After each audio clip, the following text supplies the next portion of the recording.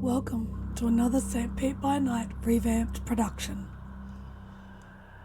The following is rated for mature audiences and may contain graphic themes that will be distressing to some viewers. As always, we recommend you ensure the safety and well-being of yourself and those around you at all times. Viewer discretion is advised.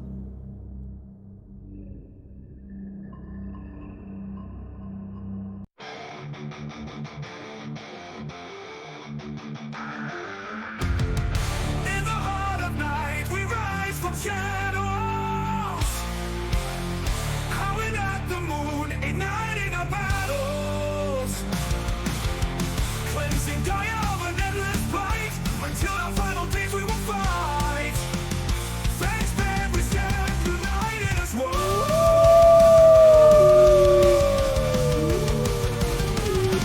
Evil spirits lurking with horror and dread.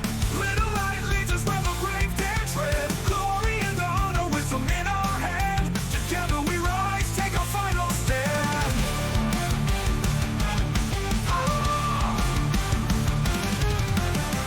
Everywhere we run, the wind is at our back.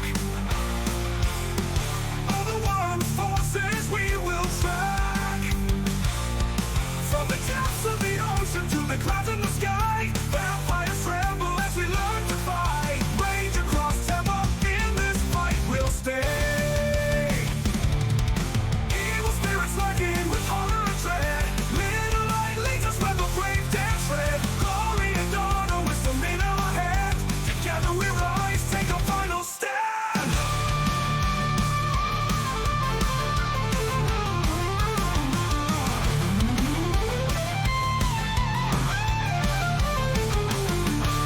Rage across Tampa, in this fight we'll stay. Everywhere with the pack, let the night be our guide.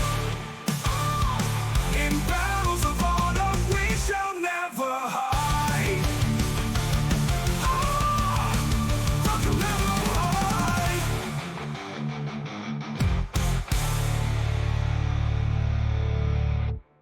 Good evening and welcome to the St. Pete by Night Entertainment Network, where we play St. Petersburg by Night, a massive multiplayer 5th edition World of Darkness chronicle set in the city of St. Petersburg, Florida. My name is Kent, also known as Misha Kent on all social media, and I am the lead storyteller of St. Pete by Night. And it's Friday night, and you know what that means. It's time for Hounds, our second Werewolf the Apocalypse chronicle set in the city of Tampa, right across the bay from St. Petersburg, Florida, where a pack of young Garou have migrated from the state of Michigan to act as reinforcements to the Sept of the Evening Star. And they have been learning their way as Garou, as they are a bunch of young teenagers who have made their first change within the past 18 months. And they have started to actually come together as a group. They have started to mature and change and learn the ropes and have started to take on the challenges of finding what it means to be Garou, what it means to fight for Gaia, what it means to be part of this ever dangerous world of darkness. But if you like what you've heard so far, you should check out all of those links in the description down below and follow us. And if you really like what you see, you should join our Discord community of over 200 plus fans of the World of Darkness like yourself, and you could be participating in all sorts of discussions and activities that we have over on that Discord server. We'd love to have you, so come and join us. But of course, we couldn't tell this amazing story without some pretty amazing players, so let's go ahead and introduce those players now. Players, go ahead and introduce yourselves, if you please. It's dude. Name's Jay. I'll be playing Deadbeat, the Bonar Rune. Hi there, everyone. I'm Nikki, and I'll be playing Delphine Ruinspeaker, the Silent Strider Theurge. Hey everyone, my name's Ben. I'll be playing Raymond Gorn, the Ghost Council Philodox. Hello there, I'm Katie, and I will be playing Aurora Rory Woods, the Bonar Galliard. Hi, my name is Lilith, and I'll be playing Juniper Kameen, the Black Fury Ragabash. Players, over the last few weeks, this pack has seen some growth. Whether it's been growth in terms of individuals or growth together as a pack.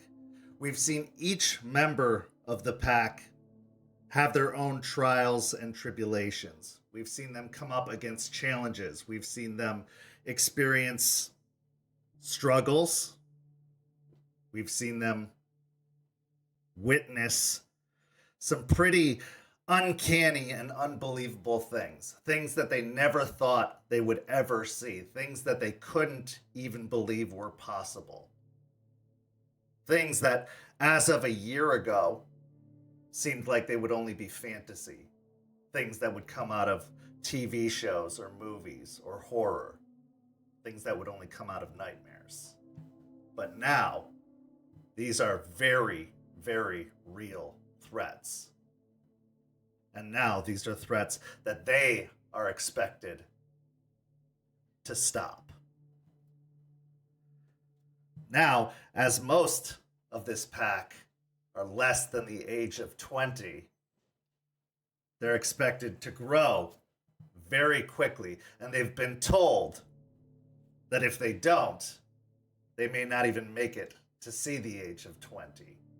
Because a guru's lifespan is maybe, if they're lucky, the age of 25. A very short-lived life. And in Tampa, that's not even a guarantee, because the guru here have an even higher challenge, an even harder challenge than most other places.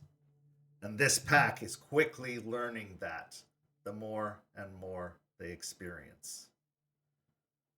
As they've come to learn about the threat that this sept is facing, as they've come to learn just how different this sept is compared to the sept back home, the question rises, is this a place they want to commit to? Is this a place they want to stay? Are they up to the challenge? So far, it seems like the answer is yes. So far, it seems like this pack is committed to the cause. It seems like they're willing to overcome their selfishness. It seems like they're willing to change. But they are teenagers after all. And change is a lot harder than it seems. Especially when you're set in your ways, especially when you come from the very difficult upbringings that most of you have had. So in our first scene of the evening, two Ragabash come together for a discussion. Two very difficult upbringings. Perhaps they can come to an understanding. Perhaps one can gain the wisdom that she very much needs after having made some very, very dire mistakes over the past few months. Or maybe she'll just be led further astray. Our scene begins in the early afternoon. As Juniper, you arrive at the cairn. You've been looking to meet with the elder Ragabash of the sept, a man by the name of Lucas Shaw, a guru of some renown within the sept. You've been avoiding Stakes for some time, but she had told you that you should talk to the other Ragabash, that he might have some words of wisdom for you. And maybe that if you won't listen to her, maybe you'll listen to him. Now, Lucas, you had been asked by Stakes to talk to Juniper because she has been having some struggles acclimating to Tampa. acclimating to the pack life, to the atmosphere. That she's been kind of rebelling against the whole process. And that Stakes worries if she continues to push back, she's going to get herself killed here. What's going through both of your minds going into this meeting? Juniper, we'll start with you. I'm not gonna lie, I'm a little nervous. Especially with some of the actions that I made a little bit ago. Um, did not quite make the greatest first impression to Lucas. Not that I actually talked to him directly at all, but yeah, I'm nervous, I'm apprehensive, I'm a little scared, and I don't want to just be told to like fall in line with the pack and the typical like get your head out of your ass shit talk like that. I so I'm definitely just really nervous about this conversation. And Lucas. Lucas has been avoiding this mentoring, the kin seeking, the being viewed as a person to look up to for a very, very long time. So he also is quite apprehensive about this conversation. But after talking to Stakes, he feels like maybe they could have a productive conversation. So, Juniper, as you enter into the clearing that is the main hub of the cairn, you see that Lucas has been hard at work trying to construct a lodging of some kind off to one side. That there is a lot of lumber kind of piled up off to one side of the area, mostly made up of fallen wood, dead wood that has been collected from off in the surrounding bawn. As you approach, she takes notice of you, and the scene is yours. Lucas will kind of stare at her, watching her approach, and then he'll hop down from where he's working and take a drink of a bottle of water and wipe off his hands and just kind of put his hands on his hips.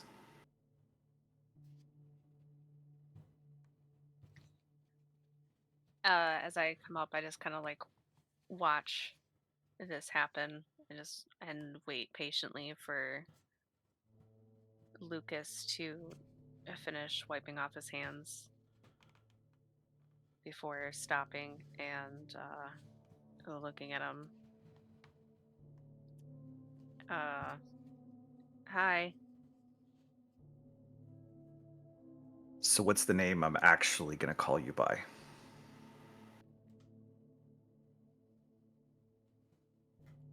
I give him like a bewildered look. What do you mean? Last time I saw you, you told me one name, and Stakes told me another name.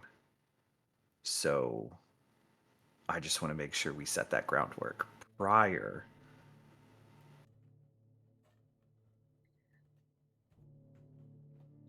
My face kind of pales a little bit as I cringe internally as I remember that night at the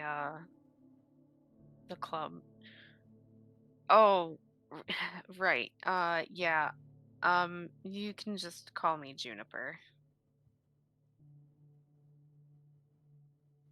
Juniper. Good, because that's the name everybody else used. Is that the name you want to go by? Is that who you are?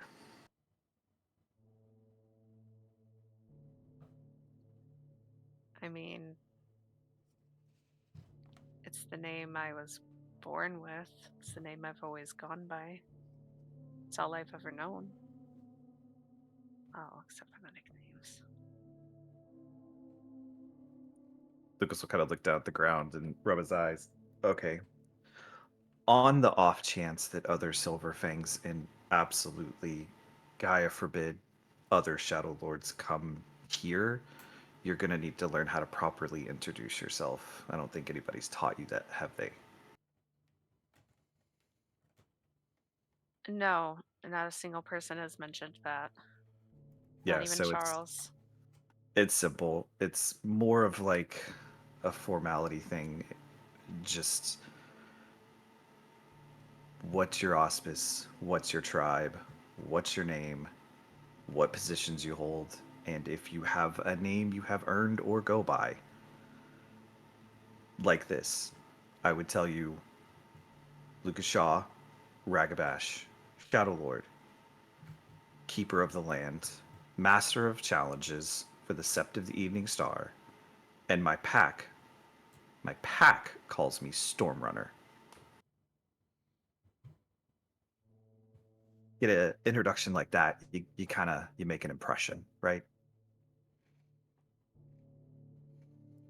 I mean, yeah, at first, I'll admit I was kind of rolling my eyes, but when you said it all out loud like that, it was like a heaviness to it. We grew. As annoying as it may be sometimes, we wrap ourselves in tradition. It's just what we do. Whether you like it or not, it's going to follow you no matter where you go. So instead of trying to swim upstream, you might as well just embrace it.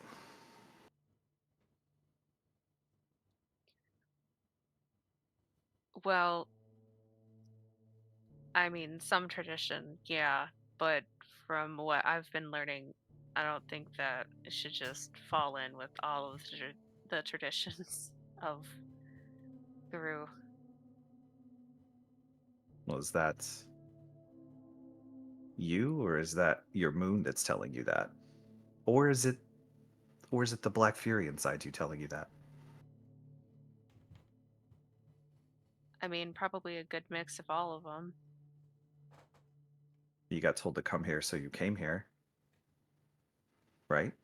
So some things are worth following up on. Some requests, orders, commands, whatever you want to call them, are worth following, aren't they?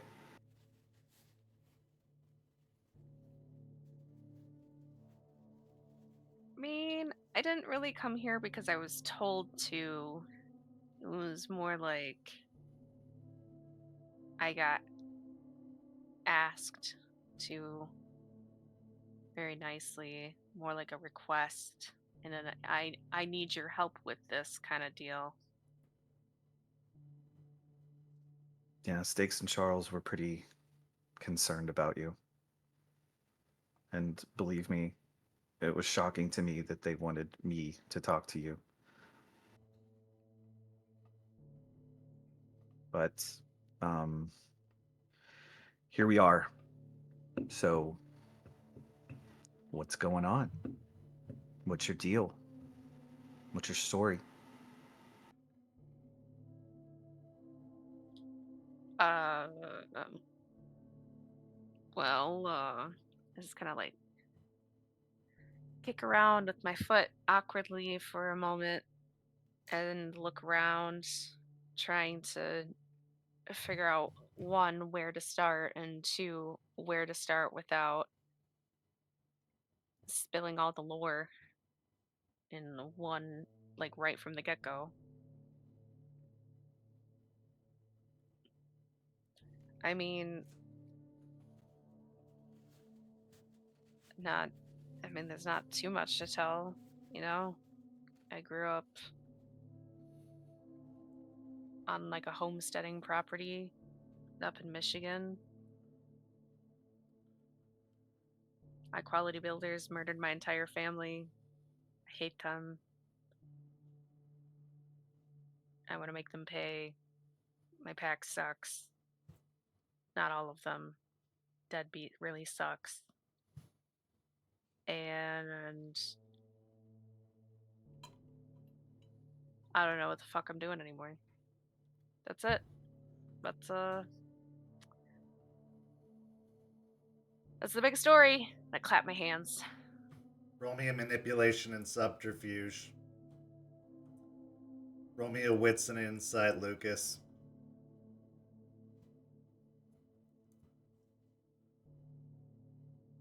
Rage 1 or 2.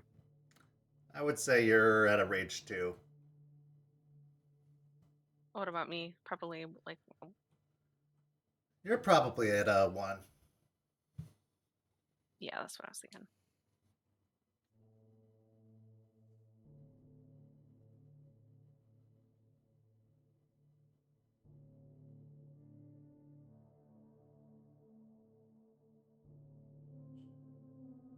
Four successes. Yeah, I got two. Got two successes there. She is absolutely withholding. When she says there's not much to tell, that was a bold-faced lie.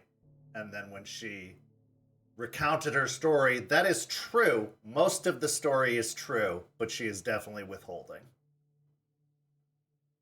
She didn't lie about anything she said in the story. Everything she said in the story is true, but she is not telling the whole story. Lucas will look down at the ground and look back up. Okay, we're going to set some ground rules here. Ragabash to Ragabash. Fuck up to fuck up. You're going to fight every urge you have to lie to me. And if you manage to get through all of this without lying to me, you might learn a little bit about me that the rest of your pack may not know. As a matter of fact, I'll start first. Born north of Chicago. Mom killed dad. Kinseekers found me when I was 4, 5. Story they told me is mom turned into a Fomori. Dad died defending me, killed her. Grew up on a sept my entire life, knowing what I was going to become. So I've been in this life for a long time. And I've seen a lot of people. Doesn't make me an expert, doesn't make me better than anybody else. Trust me, it doesn't. When you're a little kid growing up in a cairn, you get ignored a lot. And when your first change doesn't go the way you think it's going to go, the sept treats you differently. Besides, that sept wasn't a good one. So, there's a little piece of my story. So I got a question for you. Did you take out your vengeance on them?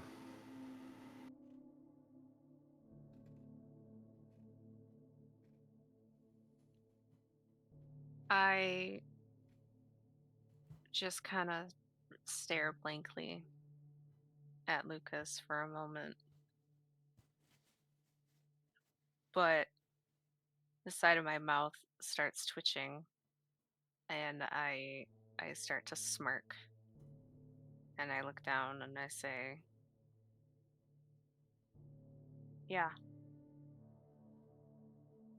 Yeah, I did."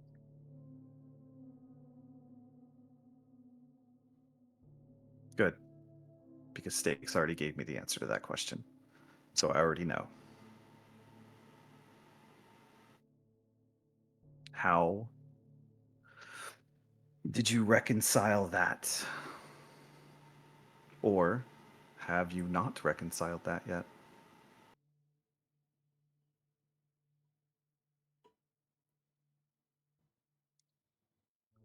Reconciled taking them out or reconciled them taking out my family? Well, they're dead. So I'm going to go ahead and assume that you reconciled that, taking care of your family. How did you reconcile? As it was put to me, being a cold-blooded killer.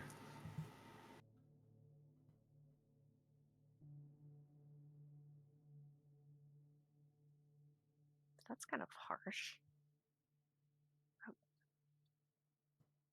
I'm a Shadow Lord. I'm going to be harsh, but I'm going to be truthful, as long as you are.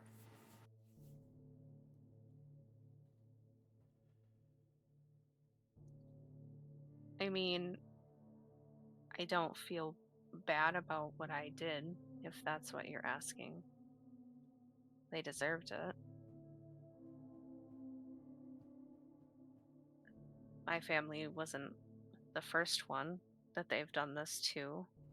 There were several other families in the area that were being forced out of their lands, forced out of their homes. People all over the country, people all over the world are being forced to vacate or straight up murdered for their land just for high quality builders or whatever higher organization is controlling them can poison everything and fuck everything up. If I hadn't have taken them out, they would have just done that to probably our neighbors. I don't feel bad about it. I don't think that makes me a cold-blooded killer. So as far as reconciling what I did, I don't feel like there's anything about that in particular that I have to.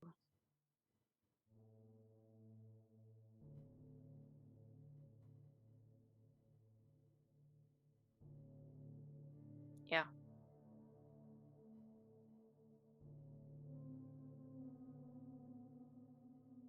Okay. So you justify it. A righteous kill. I can sympathize with that. Some builders, construction workers, crane operators, maybe a foreman, maybe a contractor, maybe an architect. It's a building company, right? I mean,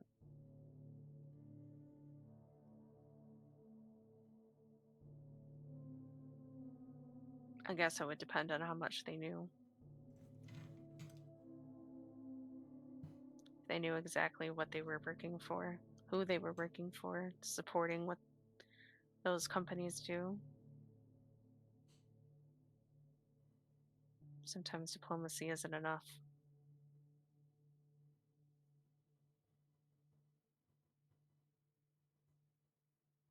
Yeah, that sounds familiar.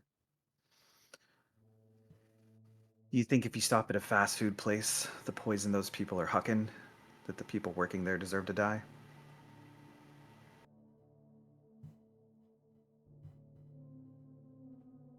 I mean, because that's what they're doing. They're spreading it, right? They're part of the machine, just another cog in the system, just another bad apple in the bunch. Purge them, right? Cleanse them. It's righteous. Feels good, doesn't it?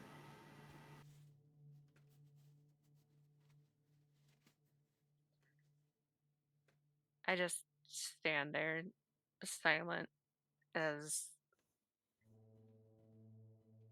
I mull over what he's saying.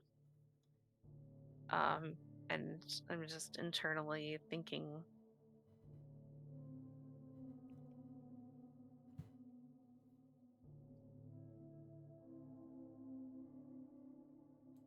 well, I guess that goes back to what I was saying. Sometimes diplomacy isn't enough, but sometimes it is. It's a step in the right direction. He'll motion over to where there are gardens growing various foods that him and Eliza tend to. We planted raspberries a while back. Raspberry is a really interesting plant. If you don't pay attention to it, if you let it run wild, it will overtake everything around it and kill it. So you have to prune every now and then. And We, Ragabash, we're the new moon, right? Luna's not looking at us. She doesn't see us. And some Ragabash see that as an invitation. That we are the ones that operate where she doesn't want to look. But I'll tell you, that would be the wrong assumption. You know, an Arun, the full face of Luna, her full rage. But I have known more calm, collected, and calculated Aruns in my lifetime than I could ever admit. Charles, Aiden, they had their shit together. But so nobody's watching us. So that red, that hate, that rage that bubbles up inside you, that goes into your mind and tells you it's a righteous thing you do. Sometimes that's just like raspberries. It's just growing and creeping and growing and creeping. And if you don't prune it, pretty soon everything else is dead. So while I can understand taking that rage out on somebody that killed your family, I'm not discrediting that at all. I'm not. Be very, very careful. We Ragabash, we're funny. That's our job, right? To be funny, that's not our only job. We have a lot we have to do to ourselves because nobody's watching us, because we operate quietly and away from everybody else. At least that's what we want to do. But that means there's nobody to watch us when we start to lose it. I get it. You're going to want a lot of opportunities to go out by yourself. Am I wrong on that? No, you're not wrong. Yeah, I think some of the nastiest looks I've ever gotten from Aspen is when I did the same thing. So it's an urge, and you're going to have to fight it. But you said your pack sucks. Really, just one of them, if I'm being honest. Which one? Which one do you think? It's Oh, Deadbeat. the big one. Yes, the big one. He's fine. Really?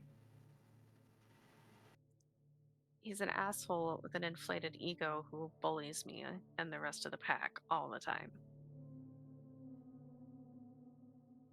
So, Ragabash, why haven't you gotten the entire pack together to return it to him as one, unified?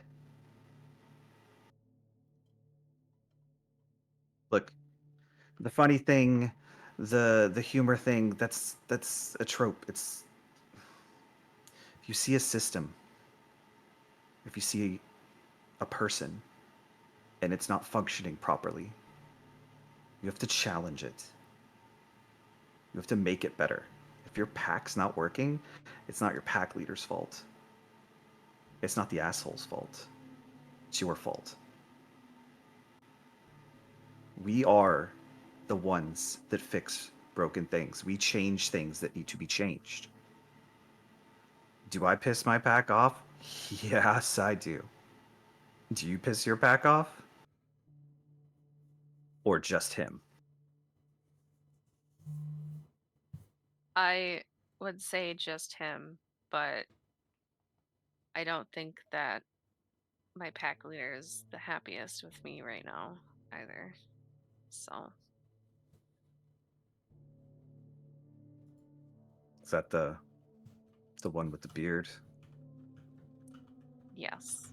It's the soldier guy. Kind of looks like he has a stick up his ass all the time. Well, from what I've heard, I'd probably have a stick up my ass if I was dealing with you guys too.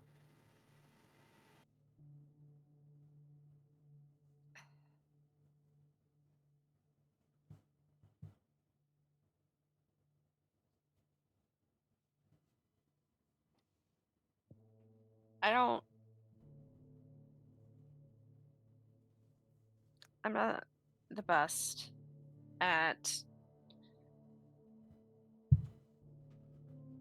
connecting with everybody or getting them all together and fixing the system, as you're saying. I just,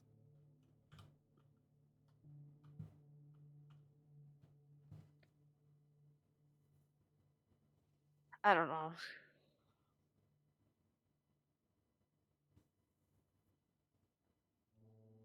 This is all just a lot. And I don't really know where I fit into it all. I know that you're talking about the Ragabashes do and this and that, but like the way that you're saying it just comes from so much experience and like sure I hear it all, but it's different hearing it than it is seeing it in practice, I guess. And Stakes, sure she's a Ragabash too, but she's also basically like our bomb. So I view her as that more than anything else. Do you do you get what I'm saying? Who, aside from Eliza, who do you think is the oldest person here, and how old do you think they are?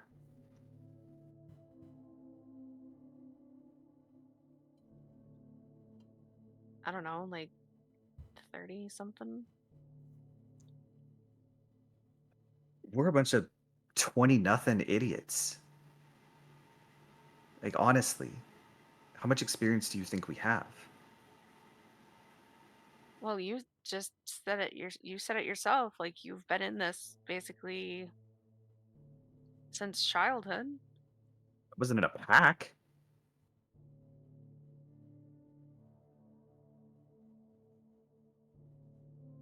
Like, nobody's expecting the world from you, right? But that's your pack. Something somewhere out there in that whatever in the Umbra and the spirits brought you guys together for a reason. I had a star, a literal star, show up in the cab of my truck and said, "Hey, dude, you got to go down to Tampa. These people need you." And I got down here and I spent a couple weeks and I immediately wanted to leave because no, thank you. But stayed, got yelled at, fucked some shit up, got to beat up some really old vampires, got to meet some cool people because it was worth it. So the job sucks. The Ragabash job sucks. The pack job sucks. The Guru job sucks. That's just it. But you know what you do have control over is how you treat the rest of the people in your pack. And I'm not saying you treat them bad. I don't know. But it can start with you. Maybe Mr. Stick Up His Butt's got a good idea. Maybe nobody else likes it. Maybe it's not such a great idea, but it's not a horrible idea. Maybe somebody's got to take that jump. Why not you?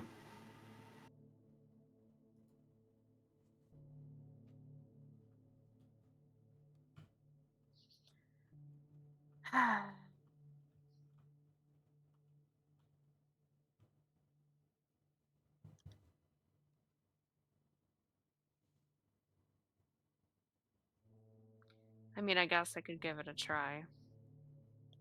This is all just a lot more than I ever thought it would be. And all of it's really thrown a wrench in my plans. And I'm just, I don't know, I'm still just grumpy about it, I guess. Got Maybe a I hot have date been taking somewhere? it. No. What? You said you No. got plans. What do you got plans for? I.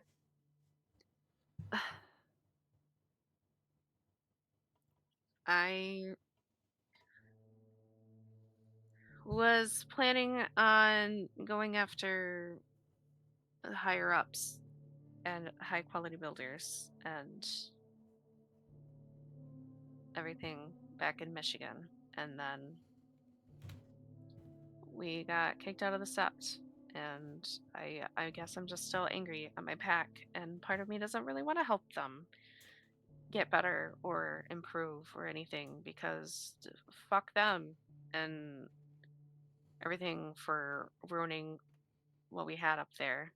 And yeah, maybe things are nice down here and everything and all of that, but like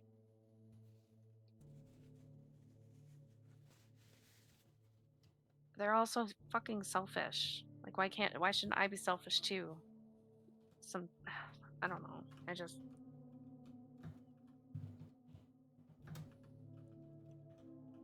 I'm just upset. I'm just upset about the whole thing. There's some days where I'm feeling better, feeling fine, and feeling hopeful, and other days where I just want to quite literally burn it all down and say, yeah, fuck this group, fuck this pack, I'm going home.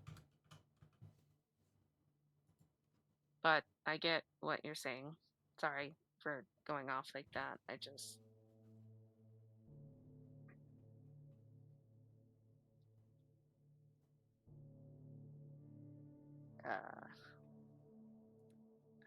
I don't know what came over me there. Sorry. You're a guru. What do you fucking think came over you?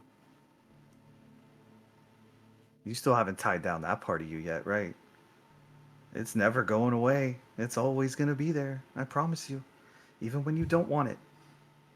Pissed off, angry. You just gotta ride it out. Sucks.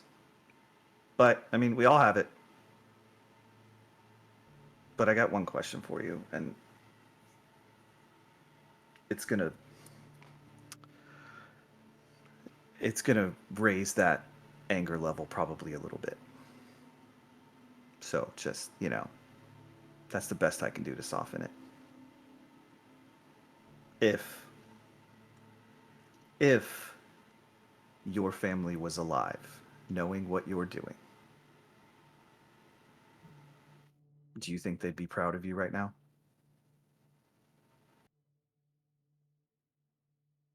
Do you think they'd look at you and be happy with what you're doing? If they knew everything, and they're your family, so they would be eligible to know everything. Ghislaine are a thing. Do you think they would support everything you're doing right now?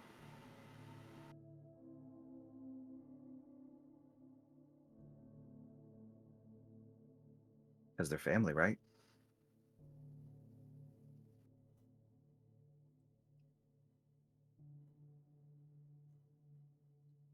As the question really sets in,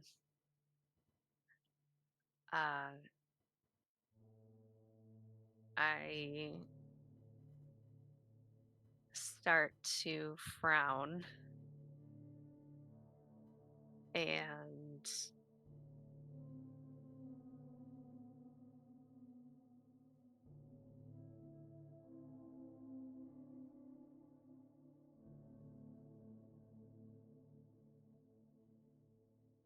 I don't really know what to say.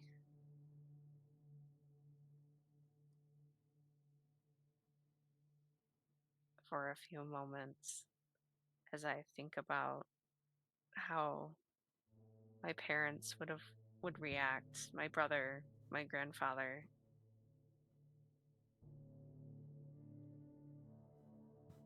And all I can really choke out is I mean, I can definitely see them having mixed reactions, but not all of them good. Not if they knew everything.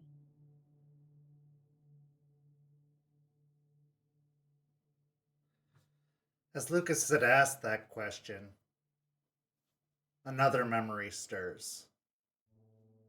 A conversation with Stakes by the river. You're here looking for family. And that family is Guru.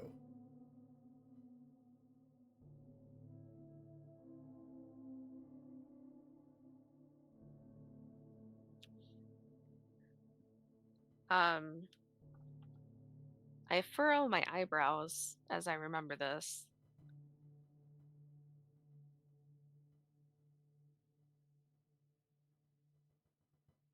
Though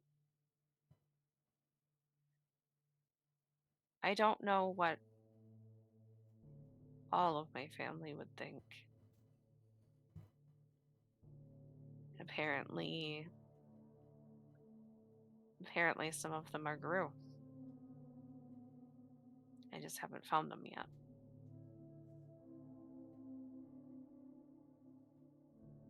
That's not common, but it's not impossible. It's not really often a bloodline thing, but okay, so you've got kin or Guru in your family. And they're out there somewhere? Yeah. Stakes actually mentioned it to me a little while ago. She said part of the reason she wanted me to come down here is because they're here.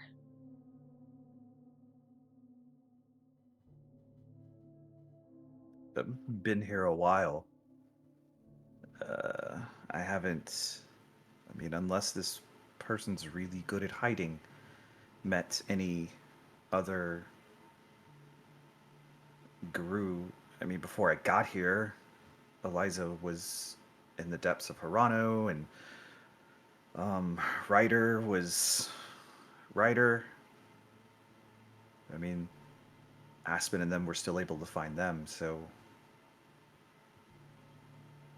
that's interesting. That's all Stakes knew. Yeah, she didn't really give much more information. She didn't know much. That's actually part of the reason I did agree to come down here. Or at least one of the reasons I decided to stay. Once Tampa gets its hooks in you, it typically doesn't let go. So, welcome to the club. Yeah, that's weird. That's interesting. Yeah, it'd be So, kind of crazy if I ended up being like related to Charles or something like that. Oof. that is the wrong person to take a first guess at. Charles is part of a thing. I don't know if you've. It's a royal nobility silver fang thing. It's complicated. The last name, it's kind of famous. So I would not pick Charles as your first guess on that one. But No, I wasn't. I was making a joke. Like it would, it would be crazy if it was, because it would not, it wouldn't happen. It wouldn't. your delivery needs a lot of work. We're gonna work on that. We're gonna work on your delivery. Your delivery is just it's terrible. It's absolutely terrible. What? The, What? the deadpan thing went out in the 80s. Nobody does that anymore. That shtick is old. It's not good. You got to get the snappy one-liners. That's the hotness right now. Snappy one-liners. Throw those out there. Okay? Go watch some movies. Look, I used to be a lot funnier, but And I used to be a lot better looking, but shit changes, okay? So you need to figure it out. Lucas, the more you think about it, and you think about the kind of overall Tampa Guru lore, there was another Guru that was here before the pack arrived. Artie.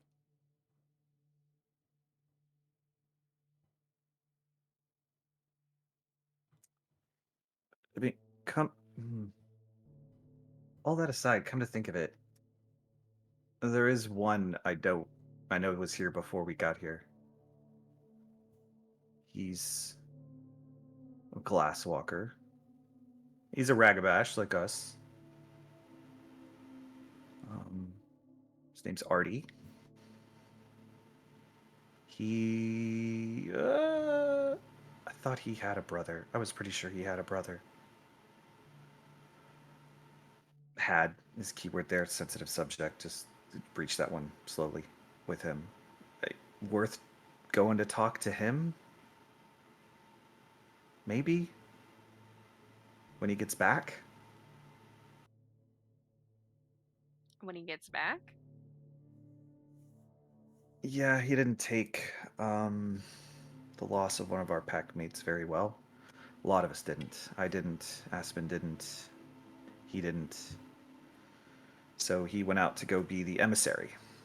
So he's been driving around the last several months, visiting other seps and kind of trying to mend fences. Hadn't talked to him in a while, but he should be back at some point. Certainly put Aspen in a better mood.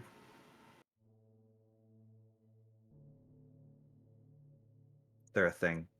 It's a thing. They're a thing. It happens. Like they're in a relationship? Yeah. Yeah. I think. Still. These things are always complicated. It's not really my thing, but yeah. I might want to, I don't know, reach out to him when you see him. Okay. Yeah. I'll keep that in mind. Thank you. Like I said, this job sucks, but you got to go be the glue. Right?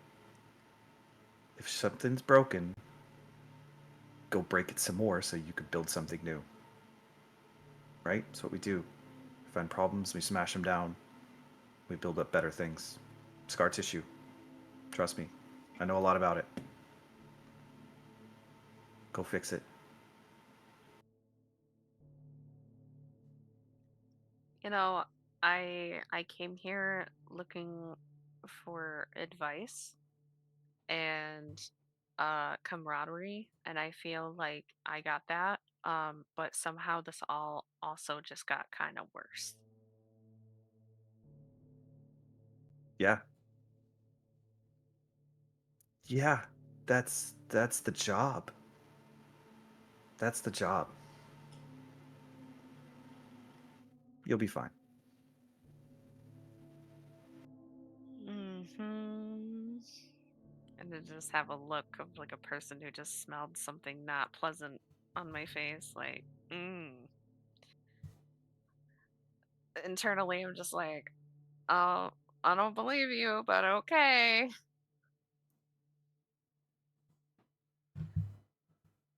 Uh, all right.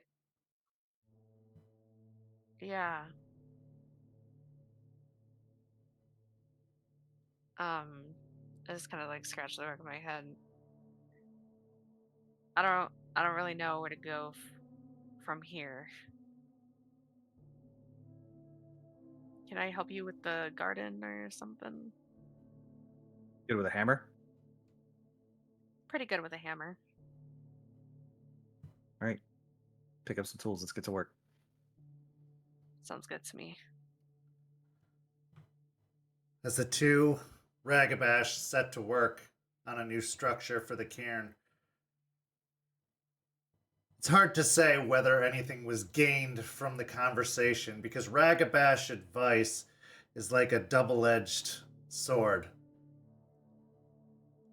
You walk away sometimes with more questions than answers, but that's not always a bad thing. Sometimes you need those questions. Sometimes you have to second guess yourself. Sometimes you have to keep asking whether it's questioning yourself, whether it's questioning those around you, whether it's questioning what you thought you already knew. We now transition to our next scene. In our next scene, two pack members look to make amends for different reasons. Raymond, you wish to apologize for how you acted before in the presence of Rory. And Rory, you wish to apologize for literally jumping the gun when Raymond was confronting Juniper in Stepford Hell. The question is, who's going to apologize first? And will all be forgiven? Raymond, as you go looking for Juniper, as you go looking for Rory in the house, you find her in the backyard this evening, likely out smoking in the backyard. So you open the sliding glass door that leads to the backyard, and the scene is yours. After opening the back door, walking through and closing it behind me, walk up kind of next to Rory and stand there for a few seconds and then see that she is probably smoking. I will turn to Yeah. her. She's definitely smoking.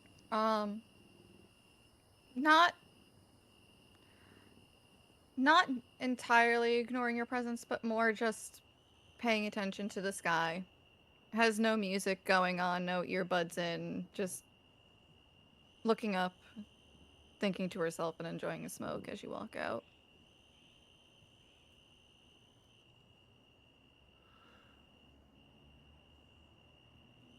Do you mind if I steal one? She'll kind of give him a curious, look. Knock yourself out, and she'll offer him a cigarette. I'll take it and light it up with the lighter and take a small drag. It's been a while since I've smoked. Ray, when you smoke, what does it remind you of?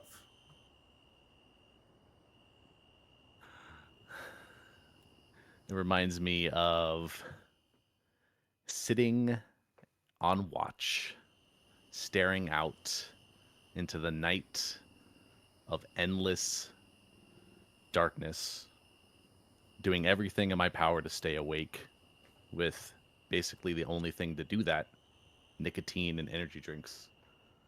So it brings me back a little bit. Does it also remind you of Jordan? A bit, yes. It does remind me of Jordan. Roll me a composure and resolve, please.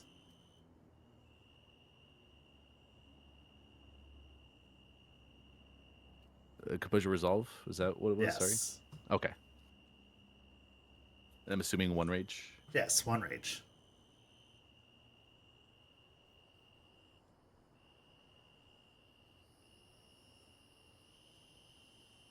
I'm gonna spend a willpower. Okay.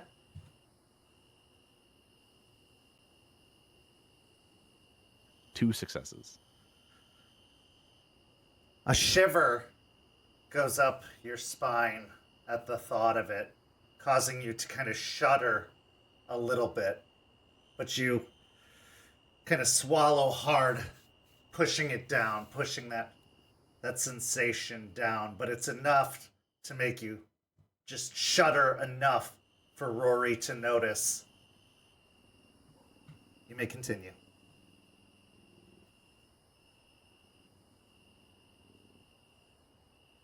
She'll make a little mental note of that shuddering.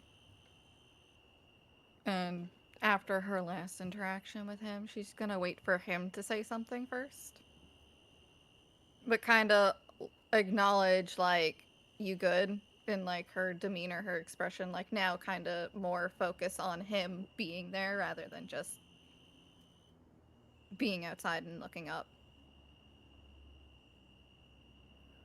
Noticing the look, I will cough a little bit from the shudder and everything. Yeah, I'm okay. It's been it's been a while since I've smoked, but I felt like I needed it recently. So it's there's really two things that the military will give you.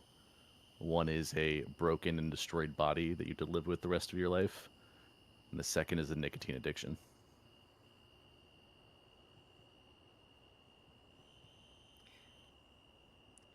Fair enough. So, I reckon you came out here for more than just a smoke.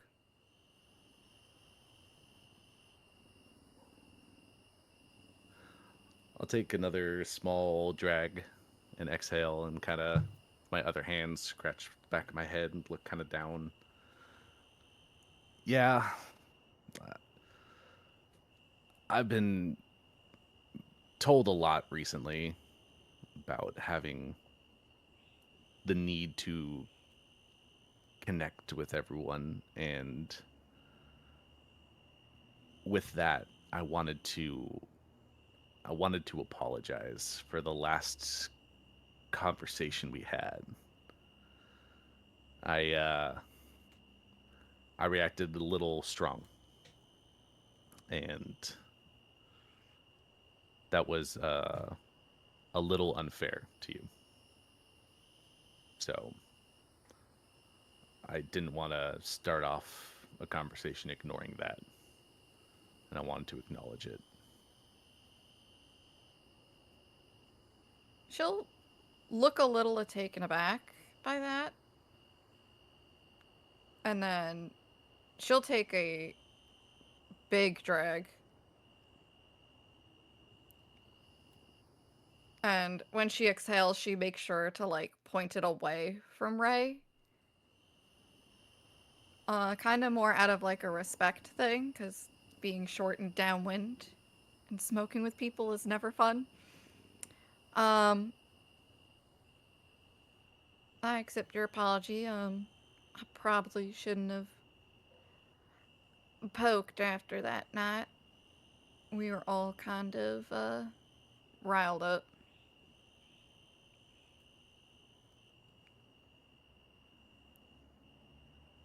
And I suppose I should apologize for some of my actions, particularly shooting Juniper and not following your orders.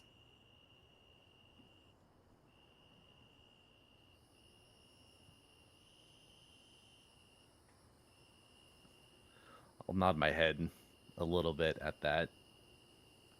I mean, I already had to deal with someone else not listening and doing their own thing, and so you did compound that. But even though you should have left, and you should have left 100%, you were trying to help, albeit very poorly, in my opinion. I don't think there's any time that you should shoot someone that you're trying to negotiate with. Never leads to good things. But the intention was there. So maybe next time, listen and don't shoot someone thinking that it'll help. She'll kind of smirk at that. Fair enough. I already apologized to her for that, and I already also told her it was more of a cautionary thing. Didn't know if didn't want to risk the chance of her convincing you to go with her as well. So you were also kind of a target.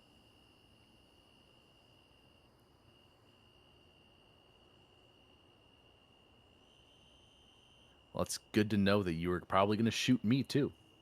Yeah, that changes my thoughts a little bit, but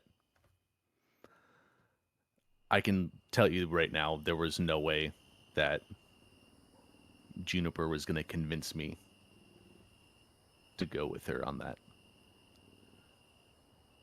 But it's good to hear that you guys apologized. And you guys hopefully made up. I suppose so. I mean, we talked quite a bit. Gonna be, potentially doing some things together in the future.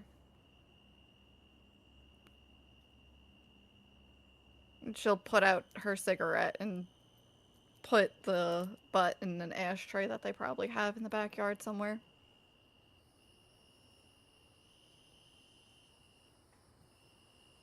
Well, that's a step. That's good. But not only did I want to apologize, I wanted to extend the opportunity for you to ask me some things. I know that last time you tried to ask me questions and it immediately went bad. And so I want to give you the opportunity to ask questions about myself that I can try to tell you. Storyteller, may I make an insight to see if he's being genuine on this offer? Sure. Give me wits and insight.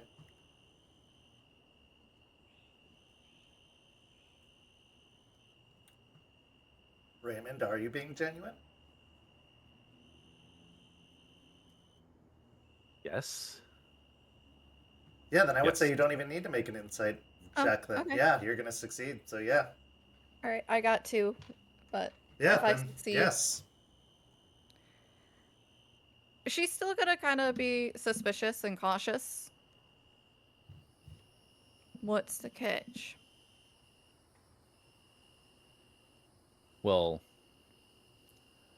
I have been told repeatedly that I need to get to know you guys. So if you ask questions about me, I want to be able to ask questions about you so I can get to know you.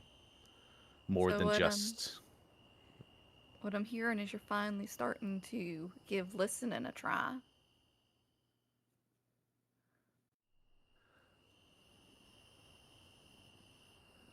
I mean, I've always been listening, but I am trying to listen better.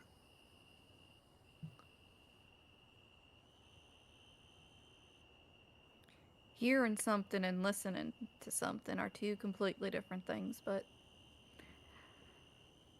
I'll accept the offer. I will say though, I am.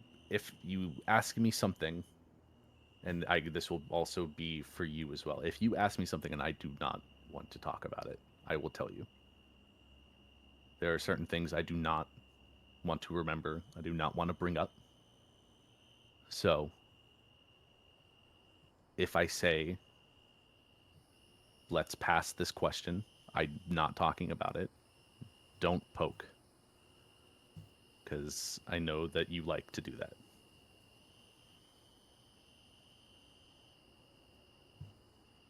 Fine. I won't poke if you extend me that same courtesy like you just said, and I'll hold you to it. Fair? So, since I blew you off last time, ask me the first question.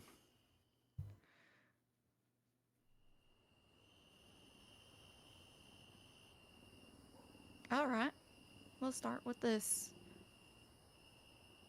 With what Ember said, are you even willing to let us help you if it will help you with that goal. I don't need to know what it is. I don't need to know what answers you're looking for. But I need to know that if you come, it comes to us needing to help you out, to be prepared for that day.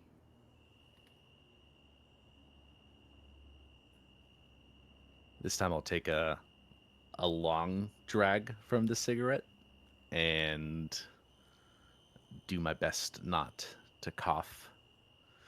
Exhale and yeah, eventually. But I don't know when eventually will be.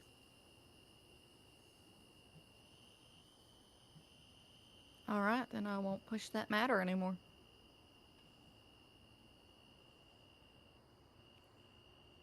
What Are we about you? gonna...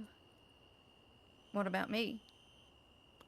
I mean, with what Ember mentioned about you, I extended the same offer of help last time, so I will return the question. With your situation and your issue, would you ask for help from us when you need it?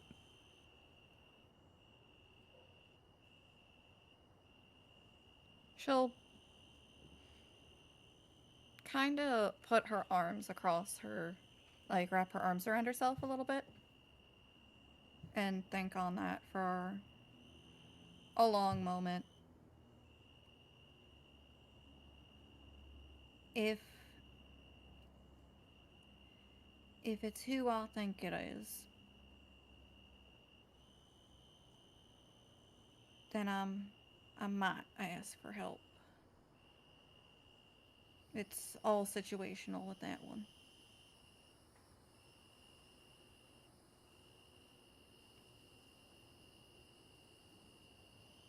Fair enough. I will not pry anymore.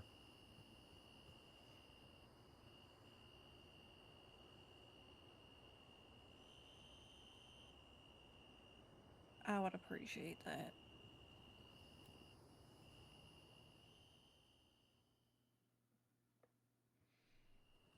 She'll think of another question for a little bit. Kind of feeling a little awkward now, getting the harder questions out of the way. Um, I know back in Michigan when we would do the small talk and you would go watch me play and whatnot, we discussed a little bit about our past, but is there anything you just genuinely really miss and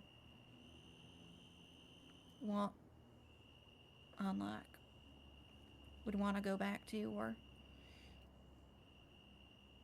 any of that?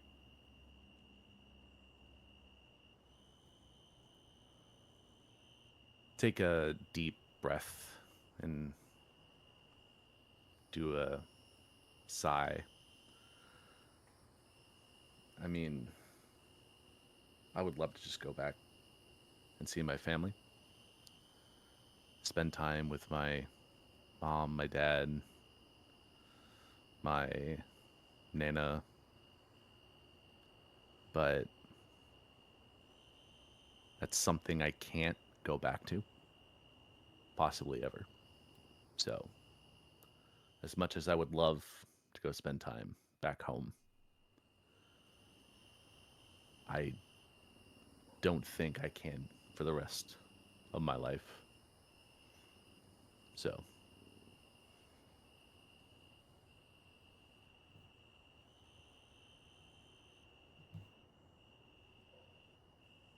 She'll give him a nod to that.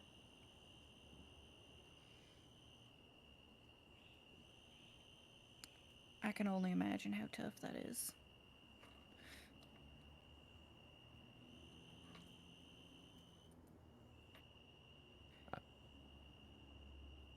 I mean, it'd be a little hard to show up out of the blue when everyone believes me to be dead. It's kind of hard to disappear for a year or more and to show up after being gone and dead for 2 or so years.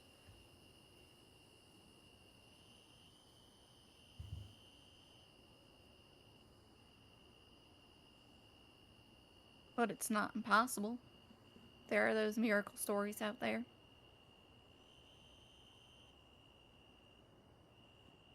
Unfortunately, there's no miracle. If I ever showed up, it would cause too many issues for everyone back home. And I don't want to do that. I'd rather just stay away.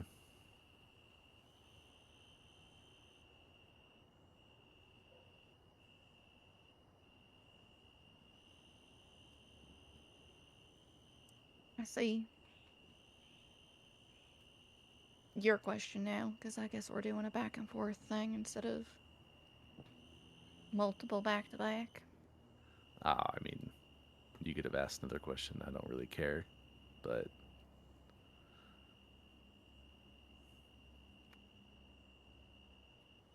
I'll think for a few seconds.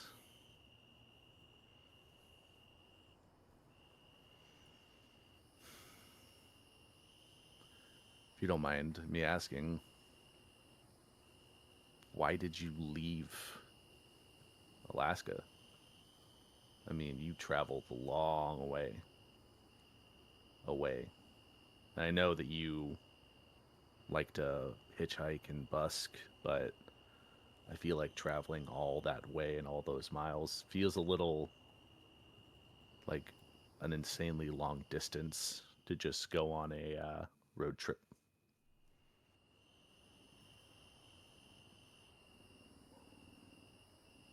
She'll look up at the sky again.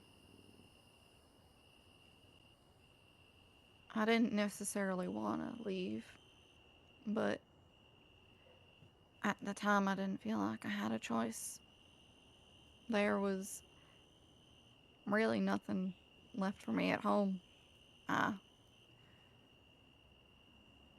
built a reputation that is hard to change.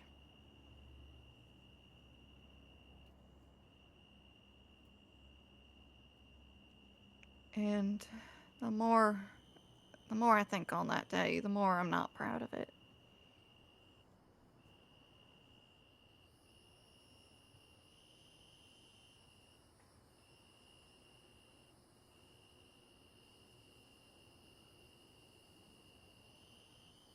I mean, one bad day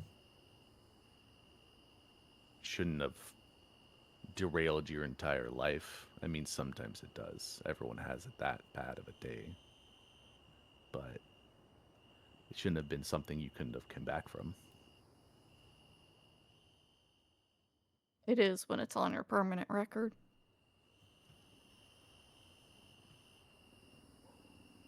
It is when you live in a small tourist town where most people know everyone.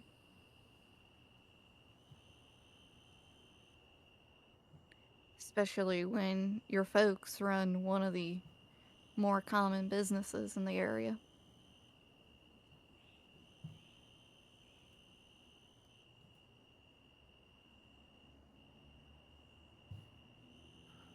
Yeah, that'll do it. I mean,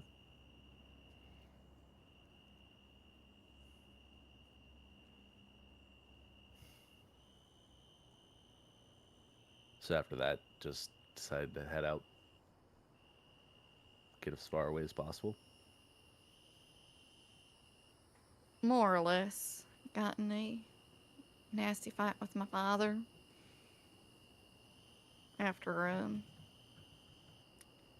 After they picked me up. Decided that night I had enough and just packed what I could and kept driving when my passport was no longer good enough in Canada. Came back to the States and wound up in hell. quite poetic.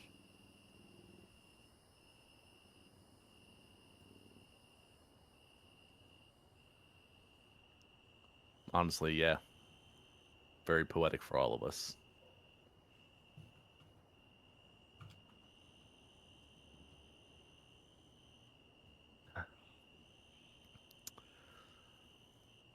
Take another hit of the cigarette. Probably getting a little low now from all the talking and just ignoring it. Well, ask one more, I guess. I don't want to bug you too long, and we've already asked some pretty big questions, so.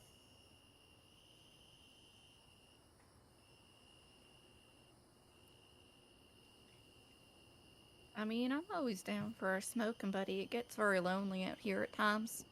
Well, when the stakes ain't coming out here to take a shit. But that's really not really ideal. Smoking companionship. Yeah, I can see her just doing the business and leaving. Not very responsive in conversation. No, and doesn't clean it up half the time, but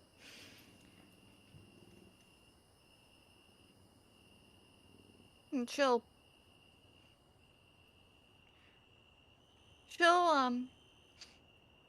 laugh at that and then look back up at the sky.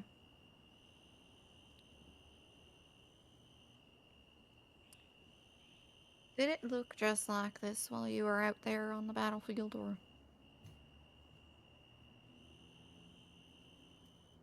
was it more daunting?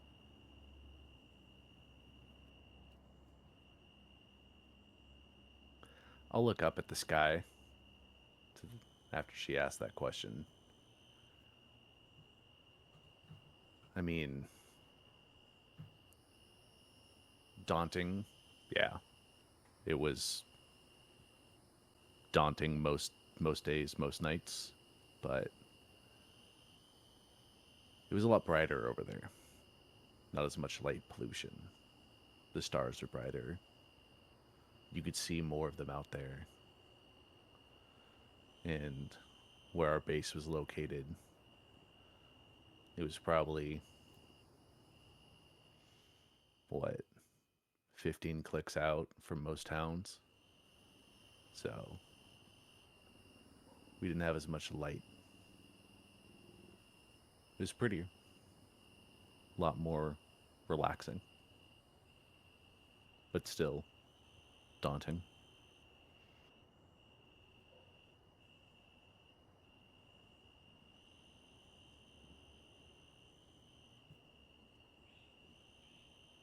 I see. And she'll point out the Ursa Minor. It's cool to see, though, that even down here I can still see that one.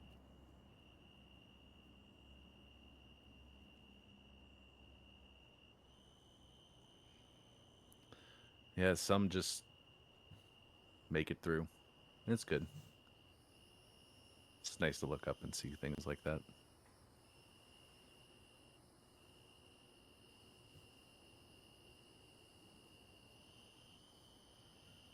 As the two of you finish your smokes,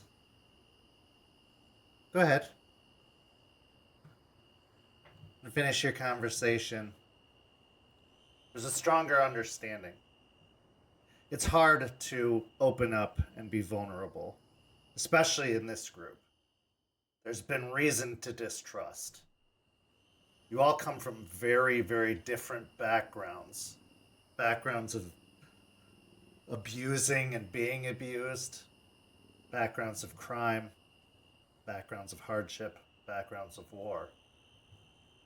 So to open yourself up, to truly be vulnerable with another guru, with another human being even, that takes a lot of effort.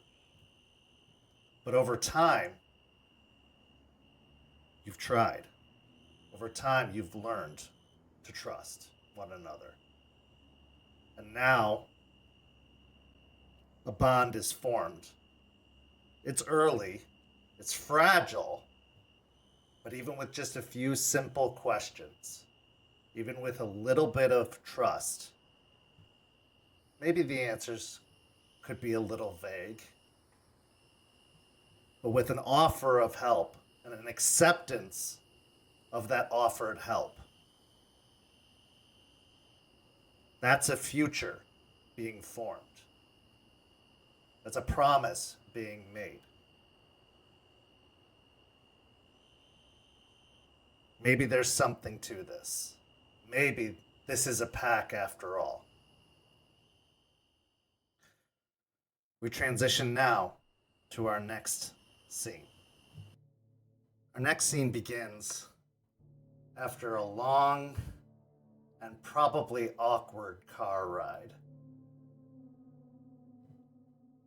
Deadbeat, you received a call from Charles saying the two of you needed to go for a ride because Charles had a promise to fulfill. So after he picked you up, he began driving. And even if you inquired as to where you were going or what you were doing, he just simply responded with, "You'll see." But once the drive continued and you went far enough, you started to recognize exactly where you were going. And it's when you pulled into the complex known as Stepford Hell up in Old Seminole Heights, you knew exactly what he meant. He then pulled into the driveway of one of the houses in Stepford Hell, completely dismissing any idea of subterfuge, any idea of hiding his intentions. What was even stranger than that was when he reached into the glove box of the car, popped it open, and then pulled out a garage door opener and clicked it, causing the garage door of the house to open. He then put the car in park, climbed out, and went around to the trunk, which he popped open, to reveal 2 sledgehammers. He grabbed one, handing it to you, and grabbed the other, taking it for himself before walking toward the garage of the house. And this is where we begin our scene. Taking the sledgehammer, I looked to it. I looked to him, kind of almost in shock for a second, as a smile will now break out on my face as I, almost giddy with excitement, like start kind of jogging up towards the house, saying, "When you said breaking into the house, or I guess in the foundation, I didn't think we are gonna tear it down. Hell yeah, I didn't. You should have just told me that." We're not destroying the whole house. I found a location that seemed different than any of the others. There was something unusual about this particular section of flooring, and I figured, based off of the intelligence that you gathered, you would be the perfect person to help me investigate it. Breaking a floor and finding out secrets, I'm your man. Hey, I got you. I figured as much. Let's go inside. Walking through the garage, he opens the door into the house, at which point you enter in through what appears to be a mudroom, then through a kitchen, and into the living room. Heading to almost the exact center of the house, you can see that the laminate flooring has already been peeled back, revealing the concrete underneath. And in the concrete, there's a crease where it seems like the blocks of the concrete have been seamed together, where there's like a line in an almost cross-shaped pattern where 4 concrete blocks meet. Charles looks to you, then looks to where the 4 corners meet. How much do you know about construction, Deadbeat? take a moment to think. Kind of wave my hands side to side. Not much. I mean, I know they put the houses up. Don't they have like templates and shit they make houses from, whatever nowadays? They do, especially in complexes like this. But one thing they certainly do not do when they pour the foundation of a house, they don't have seams. It's usually one single block.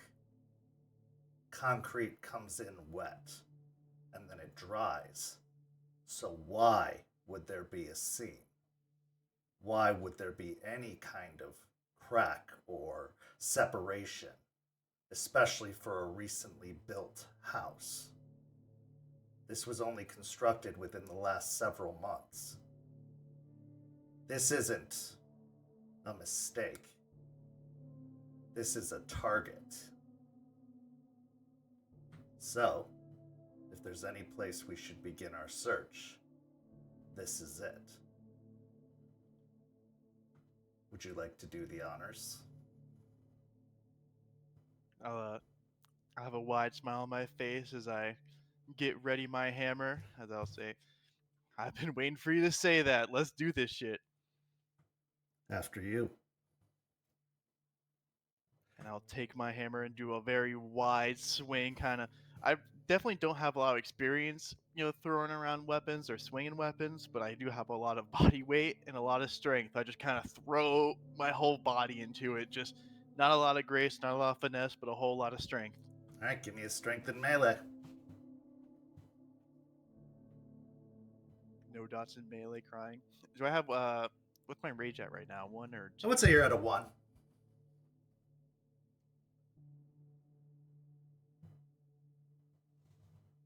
It is evening, though, so if you would like to howl at the moon to gain a little bit more rage, you can, but this isn't a particularly dangerous or intense situation, so you don't really have a need for rage, but it's up to you.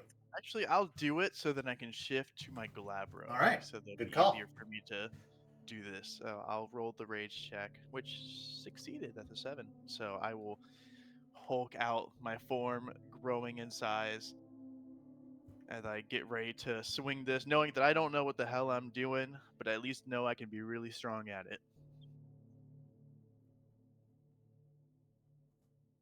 That is only 3 successes.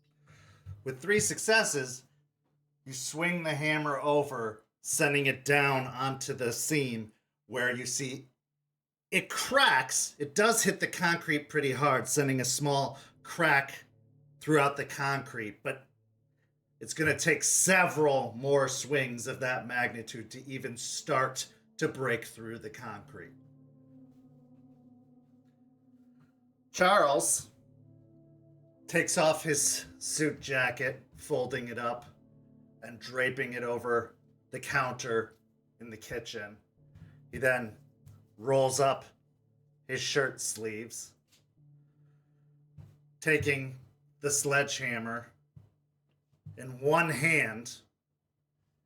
He, in a windmill motion, brings it over and slams it down onto the concrete in an almost thunderclap, leaving a crater-like hole in the seam, driving it to the point that he has to seesaw the sledgehammer out to pull it out of the concrete. He then looks to you for your turn. He catches me for a second, just staring in awe at this, kind of what the fuck? I, look up at him, look back down at the crater he made. And I'll just. And that wasn't Hamid.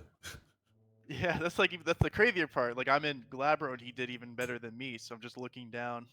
I look up at him and is that a spirit gift thing? How the fuck did you do that? Did they teach you how to do that? Practice. Practice, man. So what, you practice swinging sledgehammers, swinging swords? What, they have a special training plan? They got special juice for you? I have been training to fight since I was a child. So yes, I've been swinging a lot of hammers and swords and bats and pretty much anything that could be used as a weapon. Yes. Also a lot of push-ups. Like listening to that, I prepare and I'll do another swing of this hammer now, trying to like mimic it a little bit, but not. I definitely can't do it one-handed as well as he can, so I'm just two-handing it, trying to at least maybe I can replicate a little bit of what he's doing. We'll see how it goes. Okay, roll it again. We're 4. We got one better. All right, so bringing down the hammer, you can see that you actually do send a nice big crack, sending big chunks of the concrete breaking off to the side. Charles gives an approving nod. On the follow-through of the swing, you want to position one hand up near the head of the hammer and then let it slide down as you swing. That'll send some momentum through, but you got a really good solid hit there. Kind of like looks at the sledgehammer a little confused, kind of like does a little trial like test run of that, like kind of puts his hand by the head of it, kind of slides it down a couple times, just getting the feel for it. Just You want to keep your bottom hand firm, but your top hand, let it do all of the work.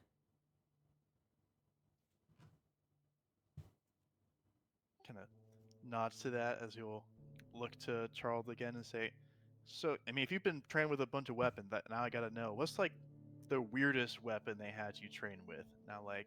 Because they got you trained with a bunch of stuff, right? Like, so they got like nunchucks. Did they ever get you to do nunchucks? I never had to use nunchucks, no. But I would say that the strangest weapon that I ever had to fight with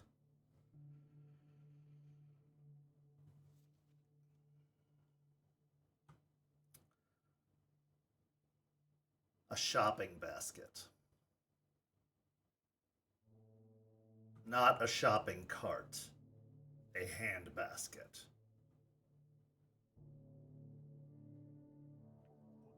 Like as a training thing or like an actual fight? A training thing. They wanted me to learn how to use any weapon in my surrounding to my advantage. So they would surround me with practical objects that you could find in any everyday situation. You never know when you might encounter a leech. It could be at a store, it could be in a club, it could be on the street. You need to be able to use any object to your advantage. You won't always be able to rely upon your fangs and claws, especially if you're surrounded by mortals around humans. You will need to be able to rely upon practical objects to neutralize them until you can get into a secure location, at which point, then you can make the transition.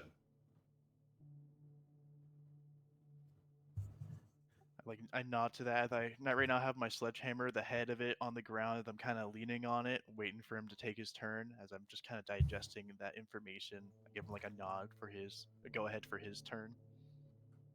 He once again wheels back and in another windmill fashion brings it down, digging it deep into the ground before raking it up and pulling up a big kind of trash can lid sized section of concrete out of the ground.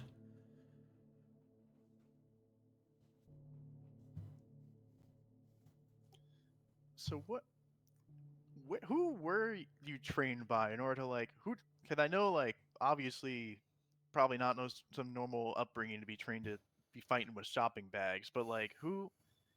Like is this some werewolf thing? Or, like werewolf upbringing grow thing? Cause I haven't really heard about that too much. Cause up there, none of us really came from like werewolf family tribe things. Yes, I was born into the Guru Nation. I was raised by Guru. I was raised by my tribe, the Silverfangs. So when I was born, the kin seekers knew I was going to be Guru before I was even brought into the world. falcon pointed them towards me while I was in the womb. So when I was born, they started my training as soon as I could walk. And they started teaching me the litany. They started preparing me for what I was going to become. They took me in and began training me almost immediately. It's a very rare thing to happen. Most Garou don't start showing signs until puberty, but my family were a rare breed. Sounds, I mean, hey, it sounds not like you hit the jackpot, but I mean, not gonna lie. Also, it sounds kind of shitty, man. I mean, hey, I've been trained ever since birth. I think you can walk to do all this fighting stuff. That sounds like kind of exhausting, man. I mean, me personally. It was an honor to serve my family and my tribe, but you miss out on the little things in life. You miss out on going to school or having normal friends and family. It's a completely different experience. Basically, you're a child soldier from the day you're born, and you know what your destiny is going to be, your fate. You know what's coming long before you can even comprehend the true weight of it. I wouldn't wish it on anyone, but at the same time, to know that I can do something about it, to know that I can fight to save others, to prevent the end of the world.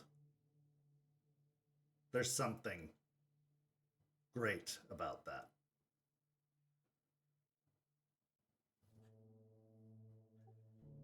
I'll think about that for a second as I'll now heft up my sledgehammer, giving it another swing down.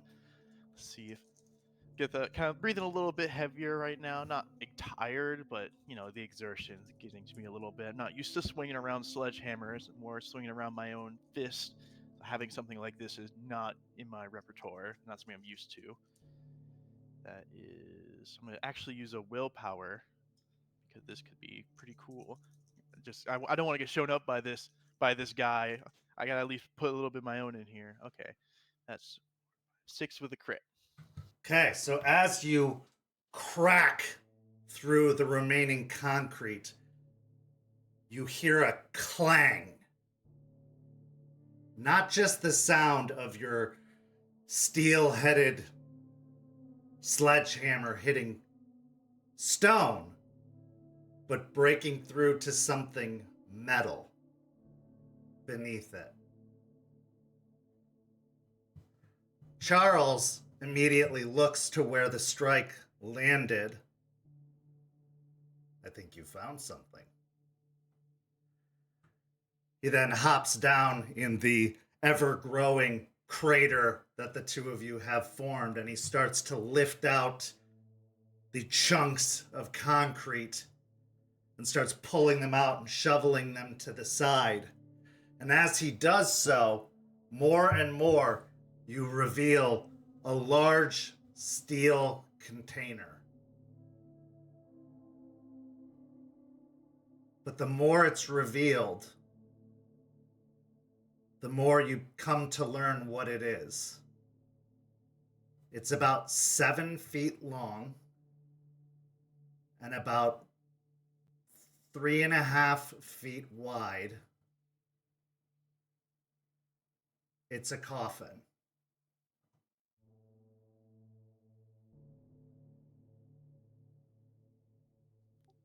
As I see this coffin slowly getting revealed, I told him I hope it wasn't a dead body. Motherfucker lied to me. Charles stares at it for a moment, then looks towards the padlocks that are attached to the door. I'm not entirely sure it's completely dead. They just buried someone alive, unalive, whatever in here, and just put them in the foundation. And who the fuck pissed off that bad, or how the hell they pissed off those people that bad they got to do that to them?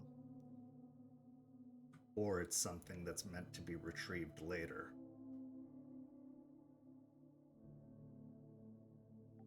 Should we open it? I mean, we could probably handle whatever's in there, right? Well, that depends. If it's one of the more powerful ones, it may have been meant to sleep for a while.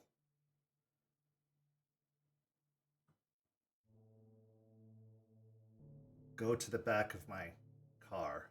You'll find a gas can in the trunk. Grab that. Grab the box of matches you'll find in the back. All right. I'll kind of put my sledgehammer down, just kind of toss it to the side, and I'll make my way out to grab the gas and the lighters. Kind of, there's a little bit of fear in my mind, because as you said, this could be something that, this is a coffin. It's like it's probably a vampire thing, right? And if it is a vampire thing, last time I came across one that wasn't even that strong, it did some pretty crazy stuff to me. So the idea this might be something that Charles is afraid of is it's kind of it's a little bit scary.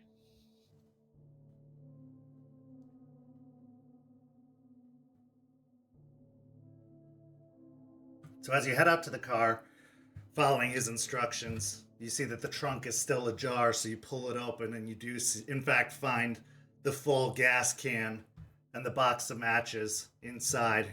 Grabbing it, you bring it inside where you find that Charles is still standing by the coffin inside the crater that has been unearthed. Passing him the gas can and the matches, he says, "Wait up there by the edge. I'm going to douse the coffin, and then I'm going to open it. Hold on to these matches. Strike one, and when I tell you to, drop it." Looking down to hole. This is a very small hole, or like a very narrow hole, right? It's pretty deep at this point because of the big, chunks that you pulled out and unearthed. It's gotten down to about 6 or 7 feet deep. Yeah, but it's like very tight, right? Like a tight, kind of smaller. Yeah, I would say it's probably about, 8 feet by 5 feet. Yeah, so I'm like looking in there, seeing that it's a very tight, like narrow hole. Kind of. You sure about that? I mean, I know you're probably pretty fast, but you sure you're fast enough to avoid getting lit on fire with whatever the hell that thing is? Let me tell you a story about my first mission with Aspen and the rest of the pack. We were taking out a blood donation facility, and Artie was working at a computer. Aspen told him to execute a command, which in turn lit an entire room on fire that I happened to be in at the time. It took me over a week to heal. I think this should be nothing compared to that. I don't say anything, but in my head, I'm like, God damn it, why have it be so badass? Like, just that feeling of, fuck this guy. Why have it be so cool? And I just kind of, but I'll just nod without saying anything as I'll have the matches ready, just kind of, ready to strike down at any point. With the gas can, he starts to pour it over the coffin before reaching down and twisting off the padlocks with his hands that are securing the coffin shut. He then grabs the lid and pulls it open. Inside, what you find is even more surprising. It is not a person, but instead a fully Krynosed werewolf.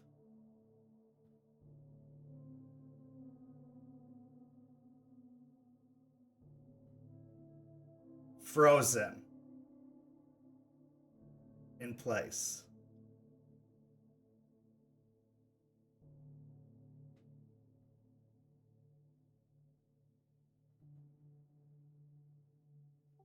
What the fuck?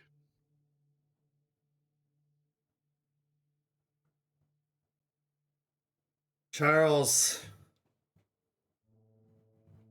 stares, perplexed, at the individual.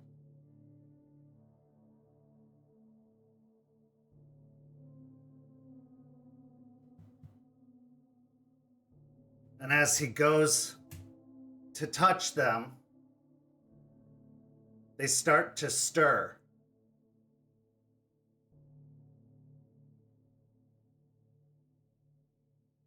They then turn their head and open their jaws, and a black ichor starts to pour from their mouth.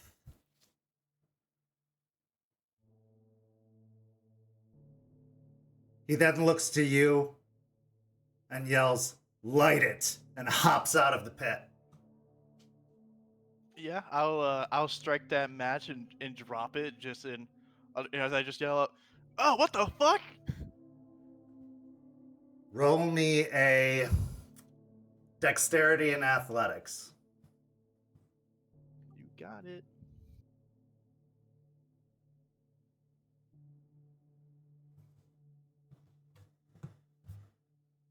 That would be 4 successes.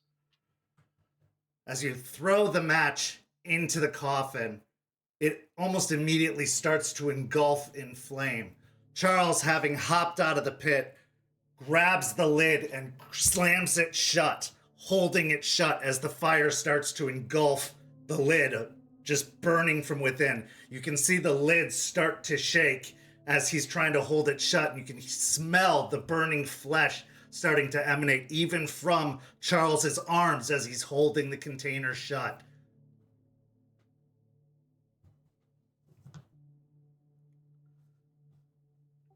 If I can, I'll actually, if there's enough room, I'll jump down to actually like help hold it shut. Like even if I have to like jump on the coffin itself to at least try and help with holding it shut. Yeah, give me a strength and athletics.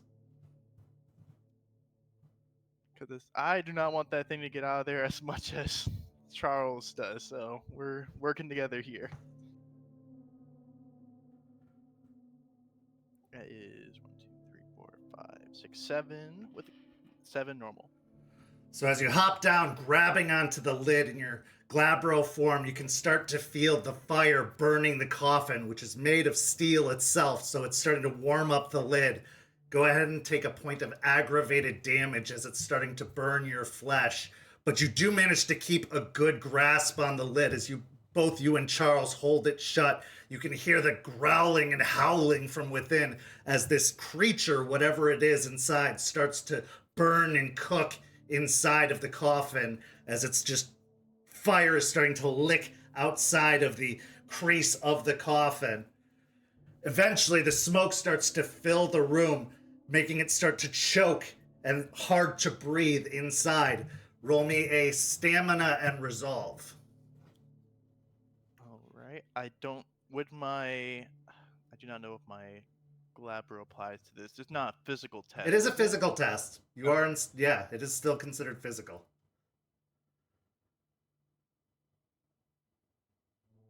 My Glabro smoke resist has 3 successes. 3 successes. Okay, so you are able to kind of keep your breath and hold on still as you're keeping the container closed.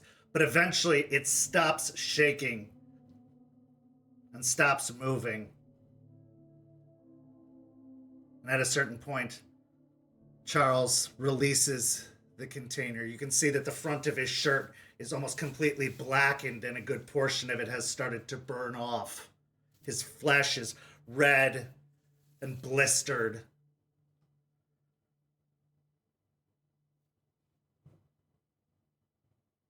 He looks to you. Treasure, huh? I just looking at him wide-eyed, look back down to the coffin. What the fuck was that? Did you see that ooze thing out of his mouth? Like what? I don't think that's normal, right? No, that's not normal.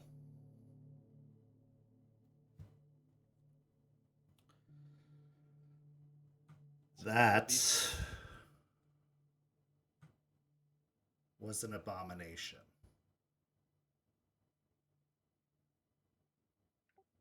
I mean, that is a way to describe that. Yeah, that shit was disgusting. What the hell? I didn't think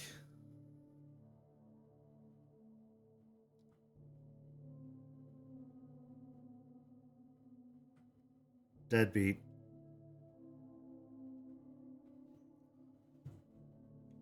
This is a very serious thing. And this is a lesson that I was really hoping you would never have to learn. I didn't even honestly think it was possible. They say that if a guru becomes corrupt enough,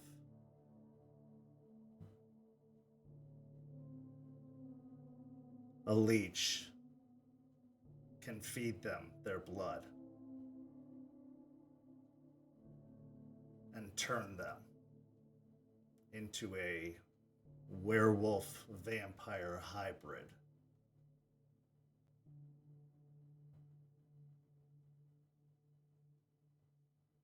I didn't believe it was possible. Gaia's grace protects us from it.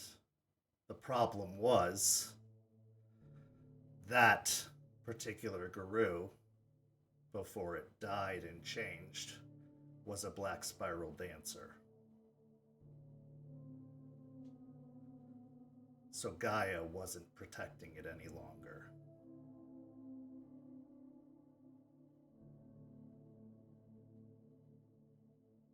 So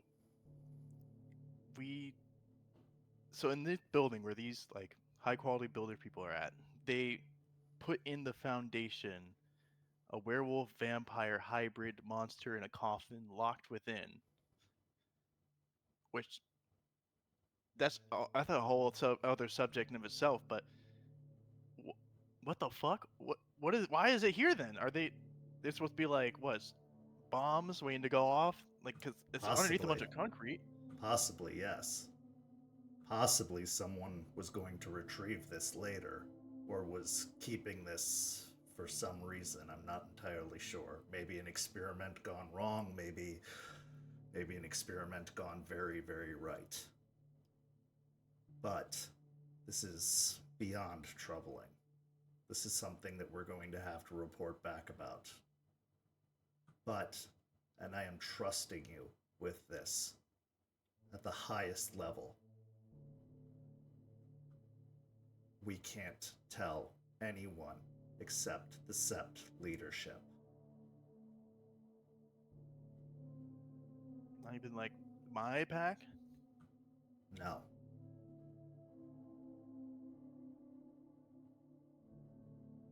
Not until the Sept leadership knows. And if they say it's all right to tell your pack, then we can. But until then, until I've reported to Aspen and until she's given the go-ahead, we can't tell anyone. This could cause serious panic. This could cause a great deal of misinformation. I didn't even believe they existed.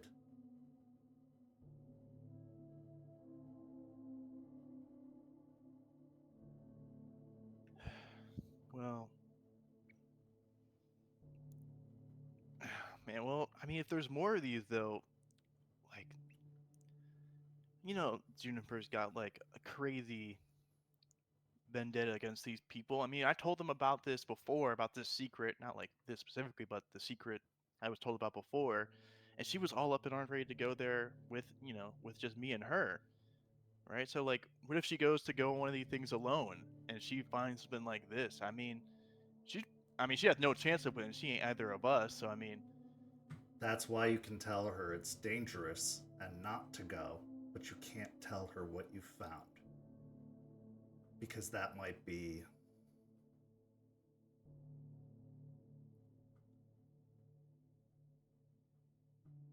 Just trust me on this. We'll make it quick. I will try to tell Aspen immediately. I won't make you keep this secret for long, but I need you to keep it for a short while. Please.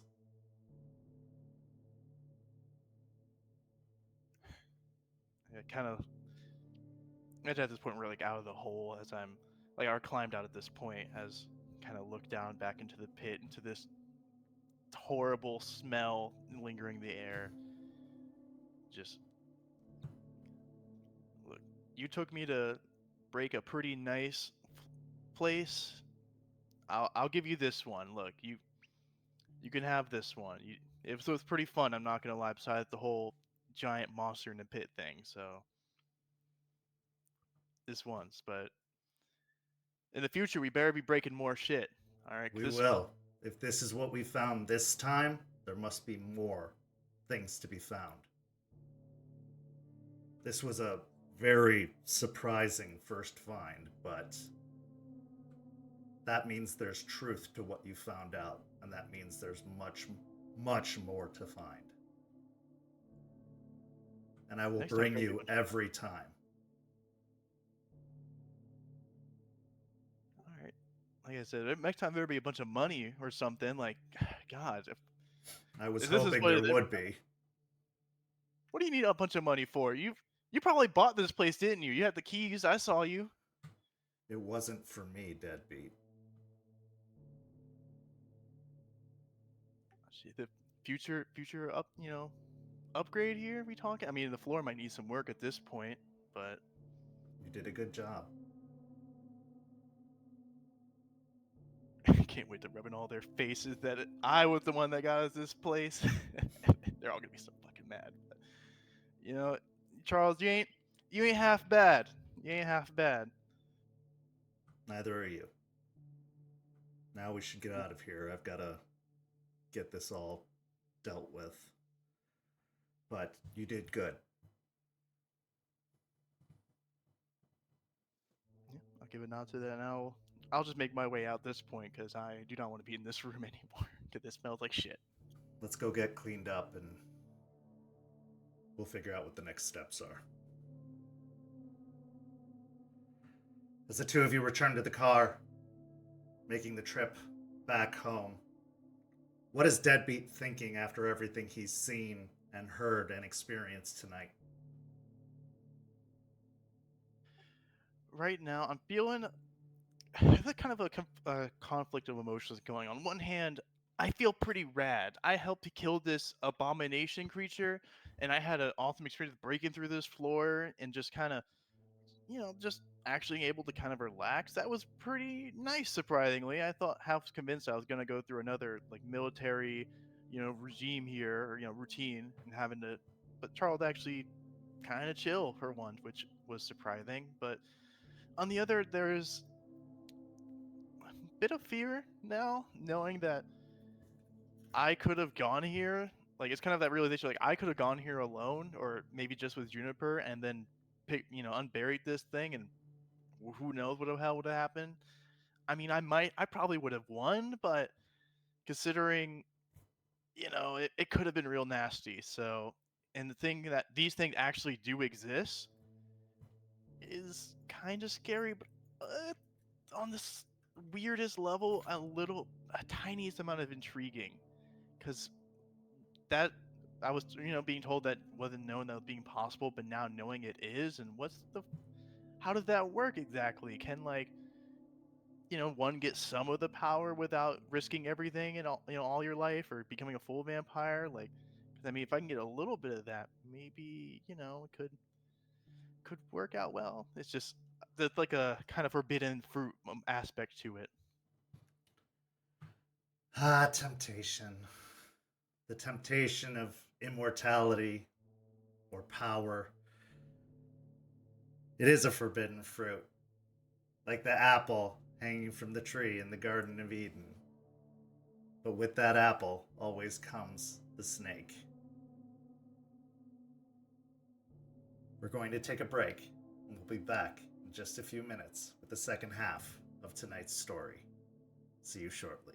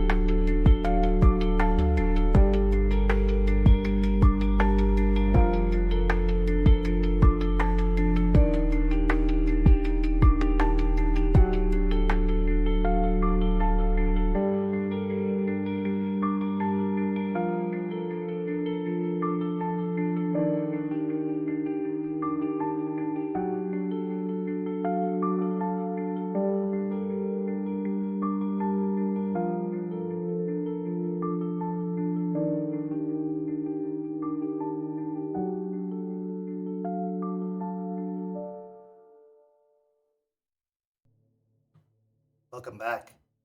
In the first half, we saw two Ragabash get to know each other. We saw Rory and Raymond make amends and form a bond. And we saw Deadbeat and Charles unearth something that they had never, ever seen before. Here, in the second half, Delphine approaches the Sept leader to have a very important conversation. We now find ourselves back at the cairn. It is the mid-afternoon. The air is temperate, especially in the cairn where the spiritual resonance helps bring it to a nice, comfortable atmosphere. Delphine, as you approach, the walk to the cairn has become easier. Even in your more fragile state, you have found yourself becoming more accustomed to the path, more accustomed to the journey. It's not as harrowing as it was the first few times you made the trip. And you find that the spirits that guard this place have eventually started giving you access with almost no hesitation whatsoever. They even just let you in, maybe even push you in, trying to help you get to the center even faster so that it isn't so harrowing of a journey.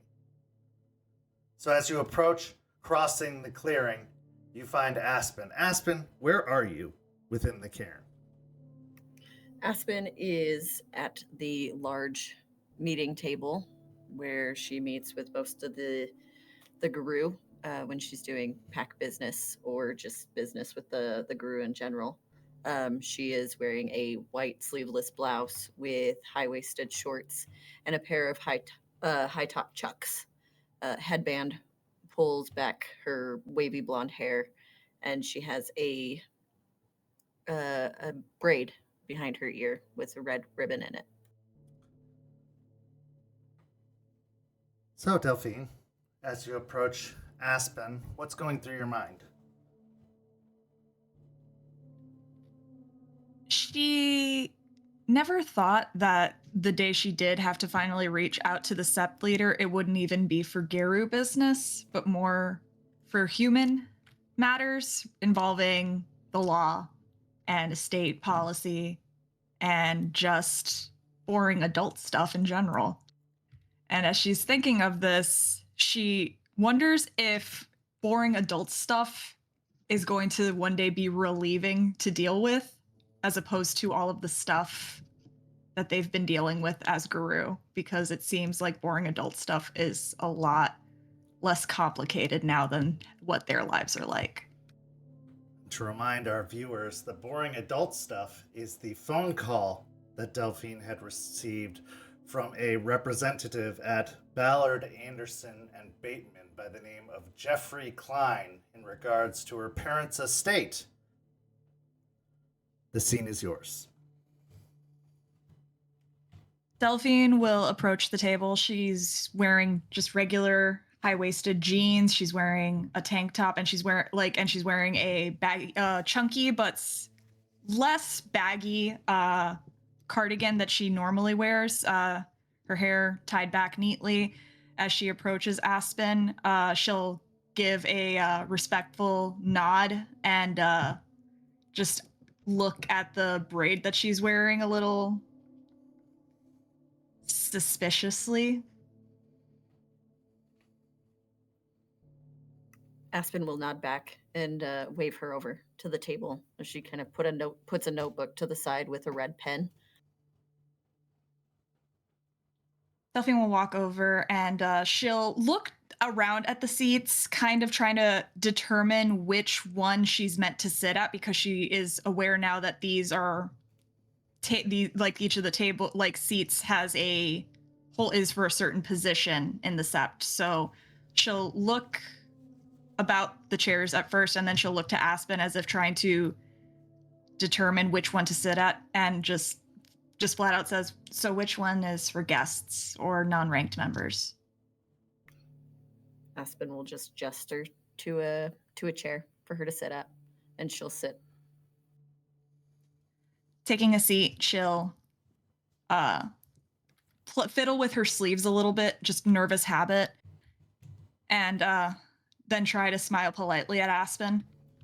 Thanks for meeting with me. I know that you're busy with a lot of stuff right now, but I do appreciate you taking the time out of your day. Absolutely. Whenever you need me, that's what I'm here for.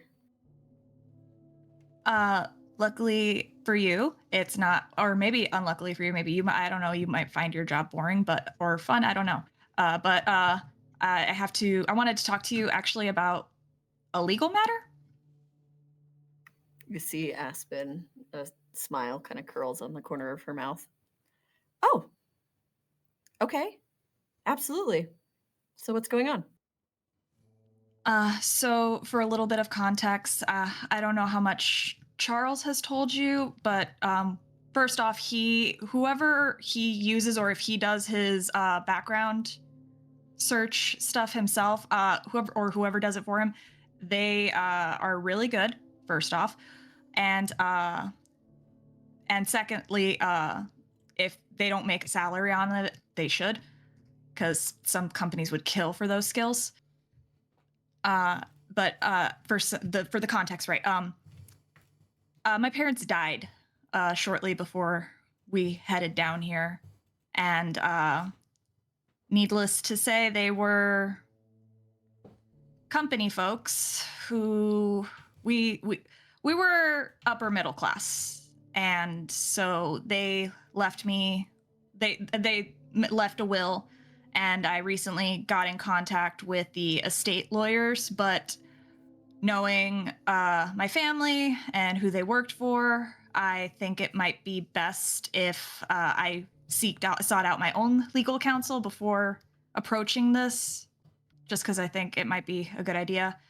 Like I said, I don't know how much Charles told you, but my parents did work for Pentex. Oh, okay. Well, that complicates things. But they do have a will, yes? Yes, they. I recently got a call from.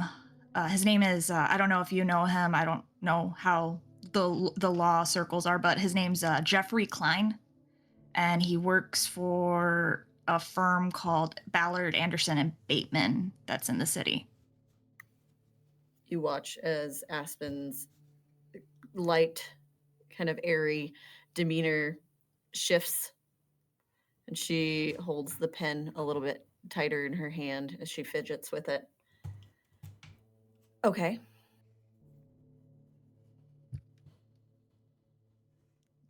Is it easy to just gauge? Do I even have to roll for theory? No, she described it to you, so Okay. she showed you. Yeah, there's nothing to detect. She looks at the pen and then at Aspen and kind of just leans back in her chair a little bit. I'm assuming you're not cool with them? Well, besides the fact that Bateman is a terrible person, I guess we could say person for now, and corrupts everything around them and just generally a piece of shit, they also happen to be a very strong leech within the city. So that's what you kind of meant when you said that the leeches have infested pretty much everything. That is exactly what I mean. So I apologize then. The boring adult stuff became Garu stuff, didn't it? It's usually how it goes here. She rubs her forehead. Honestly, Delphine, I would avoid it. Avoid them. Avoid all of it as much as you possibly can. It's not safe.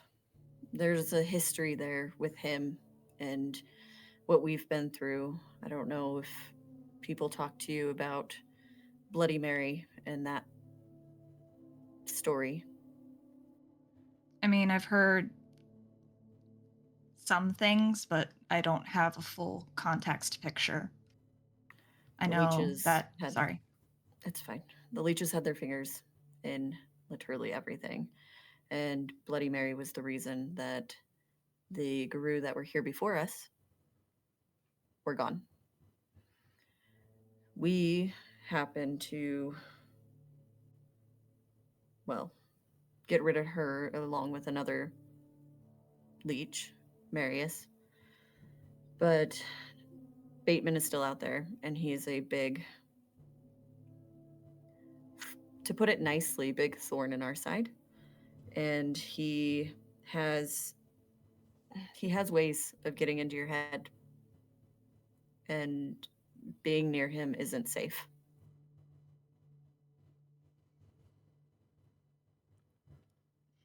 Delphine looks a little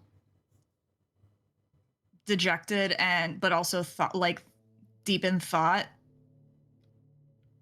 In her mind, she's thinking how, yeah, it could just be easy to leave it, but after Spud's conspiracies, and only to have those conspiracies backed by Charles, who she doesn't view as someone who believes in conspiracies, she can't let go of this potential hypothesis that her parents might have been murdered. And if they had been, this might be the first steps into figuring out who did it.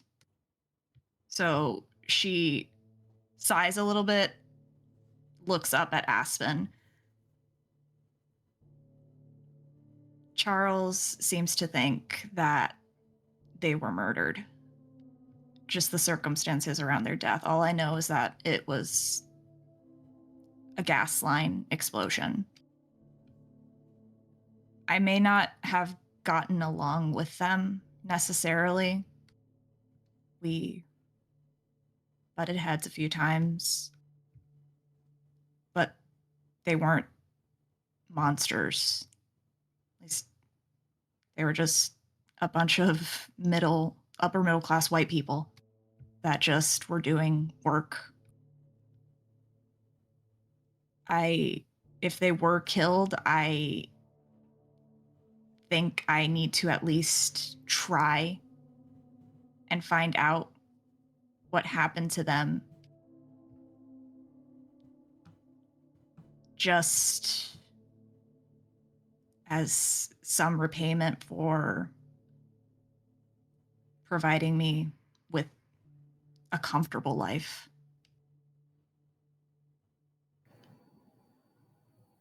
Oh, Delphine, don't think that I think that you should just push this all away and do nothing about it.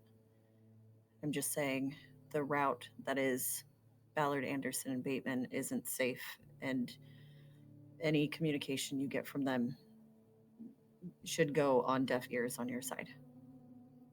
I can help you with this. How long so have you just been fighting them this whole time? Bateman specifically went radio silent recently after getting rid of Bloody Mary. He went silent. He went underground. We haven't heard much from him since.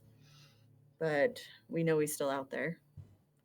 We know he's probably working whatever he's got going to try and get a foot back on the ground, some way of getting himself in an advantageous place and biding his time. But we can pursue this. I'm not saying that you shouldn't pursue getting closure when it comes to your family. I have other ways of getting what you need as far as the inheritance goes. I can talk to, I assume they were in Michigan, yes? Bloomsfield Hills, Michigan, yeah. Okay, I can talk to the probate court up in Michigan, because they were up there when they were deceased. The laws up there are going to be prominent. So I'll talk to the probate court and get the will myself, and we can look over it together and figure out what your inheritance looks like. Mostly what I would need is their full names, their date of death, and their address. Their names were Ava Duncan and Cameron Duncan, and then she'll give the address and the exact date of their death from when she saw the news article. Aspen will write it all down in the notebook that she has. And they'll probably need my name as well. obviously it's not Delphine, Ruin Speaker. So they'll ask for Brianna Duncan. Okay. And she writes it down. Is that something that you don't want going around? This whole Garu thing was an opportunity for me to start new. I didn't fit the mold of my previous life. I just want to, once I get closure on this, I kind of want to leave it behind. Okay. Then Delphine it is. Only for this. Thank you. But seriously, Delphine, do not interact. It will not go well.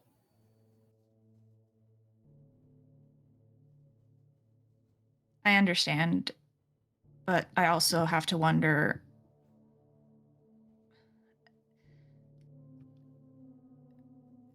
I mean, they don't know us, do they? You can assume they do. It's always better to assume that they do than to think that they don't and have a rude awakening later. You always have to be cautiously aware. Because she like hesitates a little bit. I could have spied on them if you wanted me to. Like I could have met with the lawyers at daytime, talked to some spirits in the building. Where he resides, where he works, we've tried to get in there a few times and see what all of that was about, and it never went well. And I don't want to put you in a situation where you could potentially get hurt. She smirks a little bit ruefully and just kind of lets out a little bit of a laugh. We're Garu. We're always in a situation where we can get hurt. If I can help it.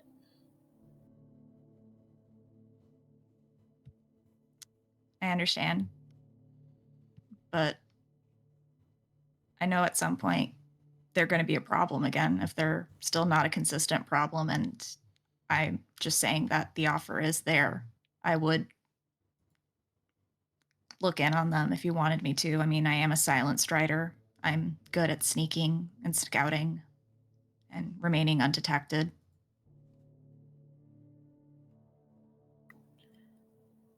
What about this? You guys are new here. You are trying to get a footing. I'm opening a firm. Have opened a firm. It's in the works. There's a lot to it. If you would like to work closely with me, I can make that happen. And any information that I can get, you will know as soon as I get the information. Also, I can talk to Artie. He's our glasswalker, and see if there's any information he can get other than what we already have on your parents. She pauses for a moment. Like a job at your firm? If you need one. That allowance is going to dry out eventually, don't you think? She smiles. Can you hire someone who doesn't even have a high school diploma for a law firm? Well, that depends. Do you want to go back to school?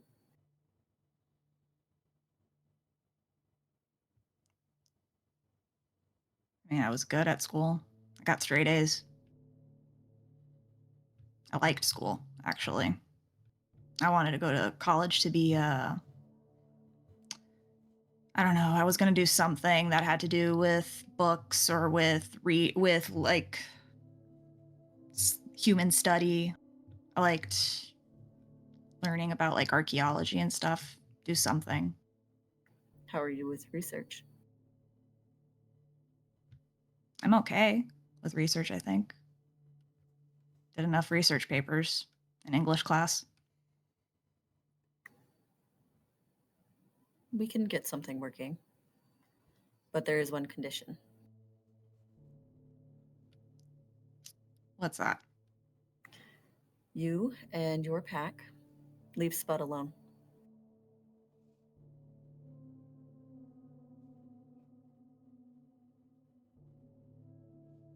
She freezes a little bit. I didn't know that you guys knew Spud up until recently, and I've kind of known him personally since before I was even this. Well, now it's a bit more complicated. I can promise not to take Deadbeat anymore, but Spud's my friend. You're basically telling me not to see one of my friends anymore. He's an asset for us. And there's a mutual respect between us. And I don't need you making things harder for him.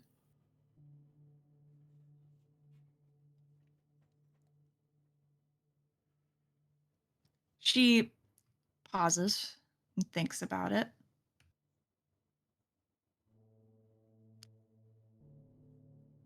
Fine.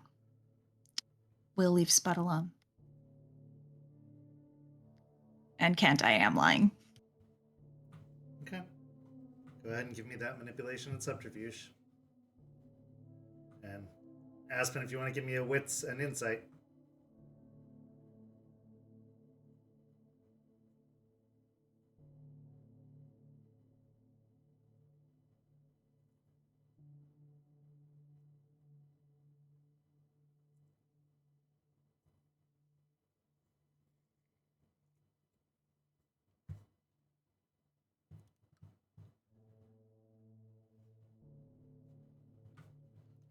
What'd you get? 4 with a crit. I spent a willpower, and I got 8 with a crit. Okay.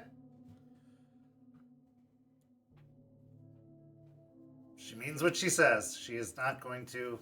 She will leave Spud alone. Okay, perfect.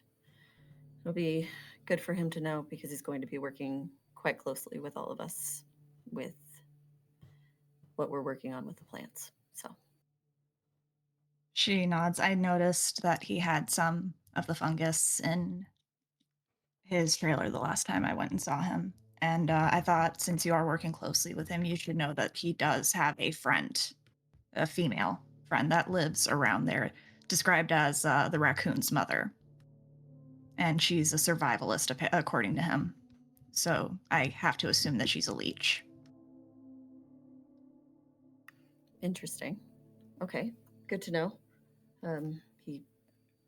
He's a strange one, so I'm sure he keeps strange company. He's got a pet raccoon. I mean, It's dual custody. He's cute. His name's Pippin. sure. Well, I'll, and she'll write down her cell phone number. Here's my number if you wanna, and my email if you need to email me anything about work stuff. Or like, I don't know if you do any onboarding or anything like that. I will get with my partner and we will get things figured out, and I will talk to Artie and see if he can get any other information for you. Thanks. But that's all I needed to talk to you about. I do appreciate your time, and I am working on and she'll gesture to the middle of the table, the runner for the table. She smiles. Looking forward to it. And then she'll get up and respectfully bow her head to Aspen before turning and heading off. As you head off across the clearing, departing the table, you actually see another individual that you haven't seen before enter from the other side of the clearing.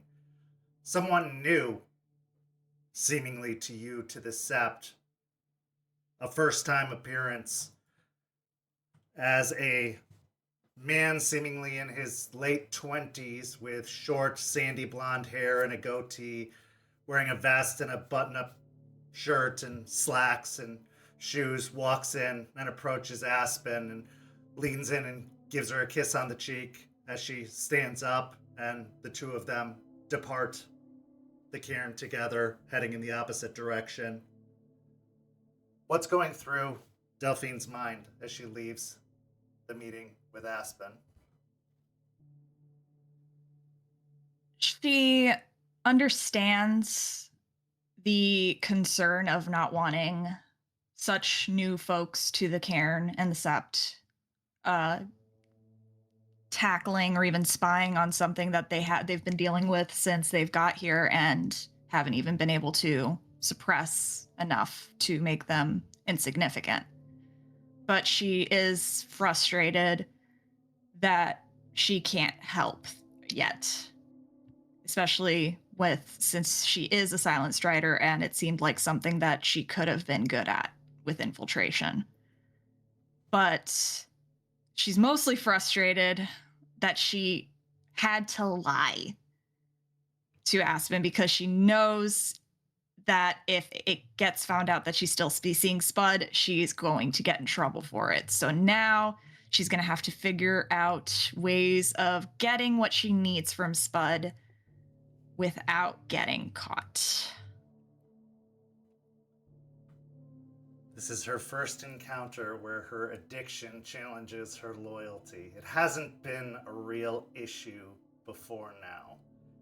It's always skirted the edges slightly. And yes, while it was part of the trouble up in Michigan, part of what led to her rite of shame and part of what led to her being sent down to Florida, this is the first time it's going to cause a real problem for her in this guru life. Addictions are a terrible thing. We now transition to our next scene, where for the first time since Stepford Hell, since meeting with Eliza, the pack reconvenes at home to catch up with one another, to see if cooler heads have finally prevailed across the pack, and to see if they can all be on the same page once more, to exchange information, to see how they've each been doing, and to see what the next steps are moving forward. It's been the better part of 2, almost 3 weeks since the pack has shared space together. Most of the time has been spent passing by one another, like ships passing in the night. Other than the few interactions that 2, maybe 3 of you have had at a time, one-on-one or one-on-2, most of the time you've been avoiding one another, especially since the tense encounter that happened at Stepford Hell. But now you reconvene because it's time to get on the same page. Each of you have been told in your own way, and each of you were told by Eliza the last time you were all together, that the pack bond is important, that you need to come together and grow together. It's been kind of hammered into your heads since you were brought to Tampa, the importance of this bond, that it's going to keep you alive, that's the way to survive, that it's the way to grow, that it's the way to succeed. Boy, has it been a struggle to get on that same page. Showing that vulnerability, opening up, that's a very alien concept to some of you, as you've had to be guarded most of your life. That vulnerability would be punished in your old lives. It would even be punished recently by each other.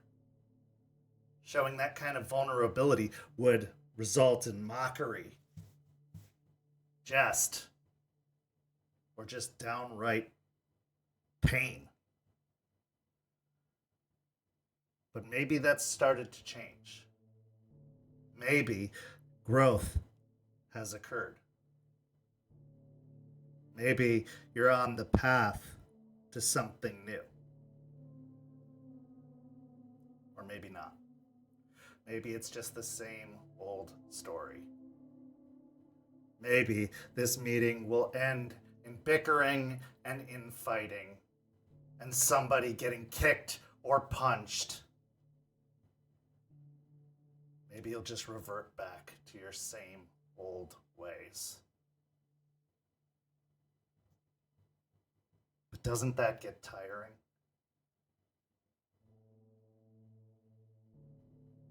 Let's see what happens.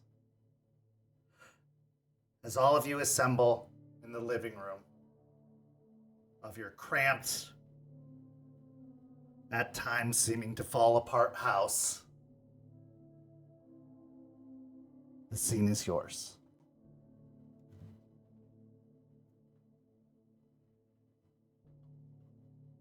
Delphine will just be sitting on the couch, dressed a little bit more baggy clothing, more comfortably, probably PJs. And she'll have probably decided to sit next to Deadbeat and is looking pretty comfortable and just at ease next to him.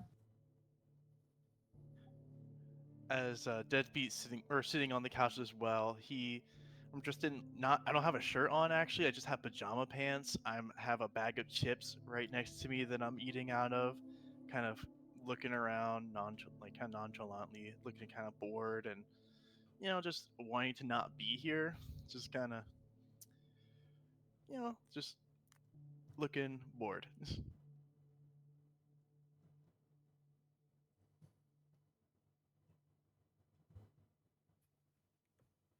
I'll be probably sitting at the kitchen table, drinking a glass of water and having my gun fully disassembled and cleaning it, because I need to do regular maintenance on it because I've been going to the shooting range regularly now.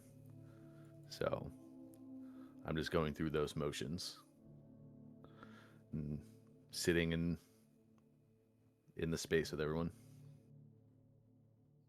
I would actually probably be sitting at the kitchen table with Raymond and just kind of watching as he works on cleaning his gun. Rory would be sitting on the floor doing similar with the crossbow, taking it apart, doing regular maintenance, and just cleaning it, taking inventory of how many bolts she has left. And she'd be wearing kind of like a loose, baggy t-shirt, kind of falling off one shoulder, and like short shorts underneath. Feeling very comfortable in the loose clothing again, compared to what she's been wearing as of late. I think this is the first time we've actually just chilled together in a little while. It helps that two of us have weapons. Makes it a little bit. I don't want to run my mouth as much when we got gun nut over there and chick with a crossbow down right in front of me. You can literally turn into a giant werewolf. I'll go put it away if it's bothering you. Nah, I ain't. Just, Also, you haven't been shot with a gun before. You don't know it actually does still hurt. Not that you would know about that. You don't know if I have or not. No, I'm talking to Delphi here, who shot me with a gun. Not even that long ago. B, I said I was sorry. I apologized. Can we move on, please? It's chill, but still, it hurted. Okay, I can turn into a big wolf, but it hurt. I mean, it looks like you took it like a champ, but I mean, sounds different now. Look, I took it pretty well, but like I said, it still hurt. I mean, hey, Would it make you feel better if you shot Delphine? Eye for an eye, tit for tat. no, that's not really. I mean, not gonna lie, I actually never shot a gun before. As crazy it may sound. Maybe Ray could teach us. I mean, I have been going to the range, so if you guys ever want to tag along, I mean, I only have my pistol and the bolt action from the ship, but I can teach you on those. They're pretty nice for beginners to learn on. Isn't it supposed to be easy or whatever? I mean, isn't anyone supposed to be learn how or could like use a gun if they wanted to? The whole point why they were made, because like easy to use. Sure, everyone can use it, but there are subtleties to aiming, you know, how to align your body with your stance, that way you actually get accurate shots, you know, how to take the recoil so you don't shatter your wrist, you know, things like that. Like he said, all different types of firearms need to be handled differently.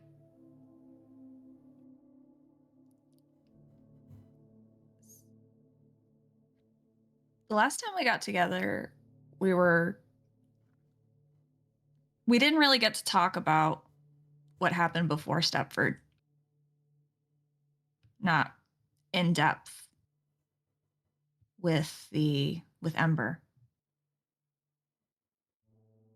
I'm doing just fine without him. I mean, why do we need Ember? Well, we could be doing better. I mean, I don't know about you guys, but I've been looking into things around here and things are a little bit more fucked than I thought. Like, I just learned recently that this really big law firm here in the city, like it's not even just based here in the city. It's like it's like a franchise or something. I don't know. But like apparently they got leeches in it.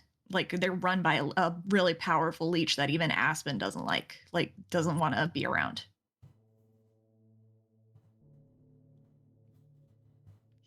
She said like that apparently he can do stuff to like mines or something. Like I don't know. I didn't get the full details, but I think he can like manipulate people pretty good. That's like social commentary right there, man. Hey, the jokes write themselves, I guess. And then we got the whole spore people situation, which is not something we were even prepared for.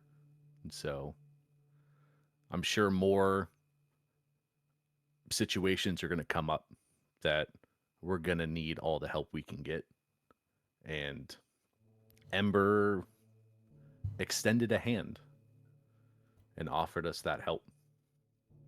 So, I mean, it's not a bad idea to think about it a little bit more.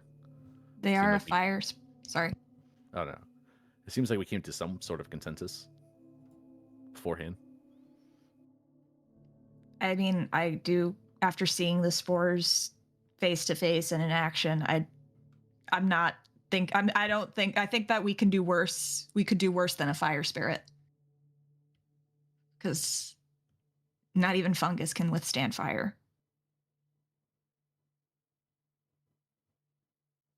I mean, if like Ember can give fire powers, and I don't remember them saying giving fire powers, but maybe. And also consensus. I think you mean to say that like 2 or 3 of you said yes, and like the rest of us are kind of like mingling, or at least I didn't say yes yet.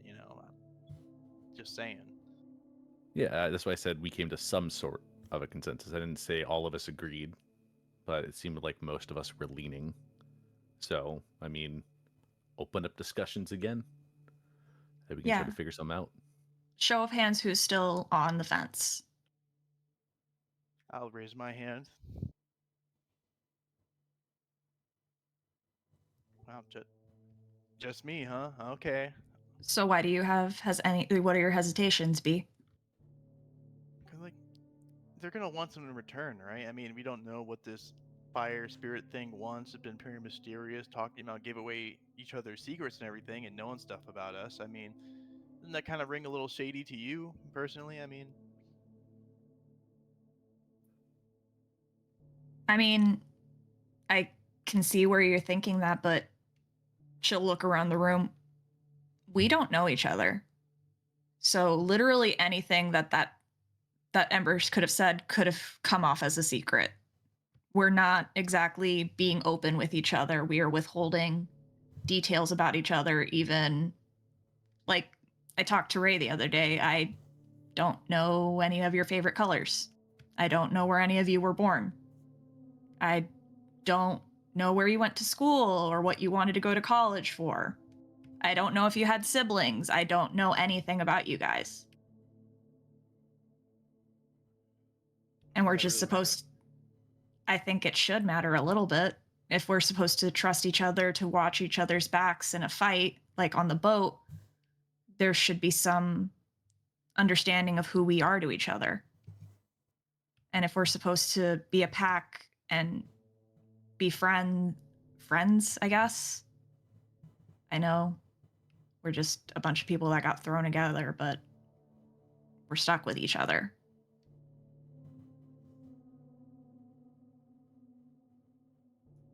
Well, from what I understand of each other and what we talk, how we've talked and what bit I've known, none of us here are good people. And if you think about that fire spirit thing, knowing everything about us, or at least knows secrets about us, and knows how we are, why would a fire spirit like that want to interact with us? Why would any spirit want to hook up with us, knowing what kind of fuck ups we are, right?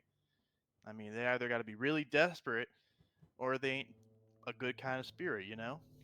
They might want something kind of to pull one over on us. I mean, can we really trust it? Deadbeat. I want to ask you something. You keep saying fire spirit, but the spirit has presented to us with the name Ember. And, well, the way I've seen it, based on what Ember has shared with us, is maybe it's potential. Embers have the potential to be something bigger and brighter or fizzle out. We're all brand new. We're all young. Maybe they, in return, want us to feed into that potential, see where it goes.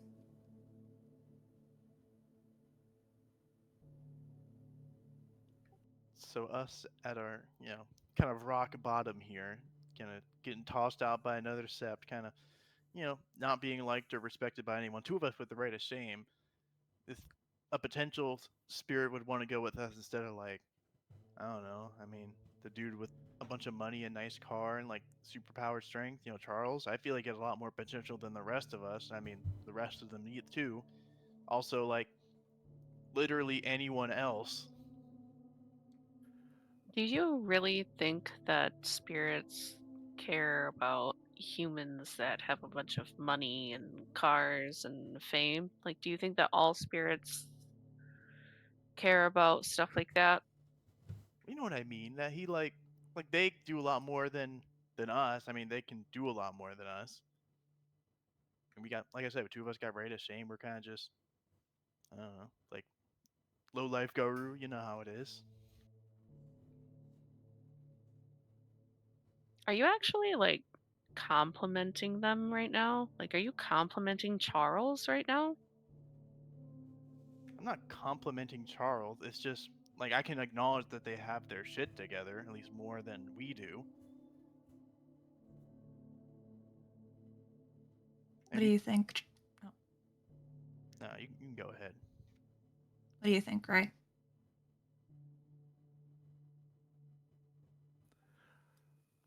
I agree with what Rory was saying. I mean, Ember may not be entirely a fire spirit, might be the start of one.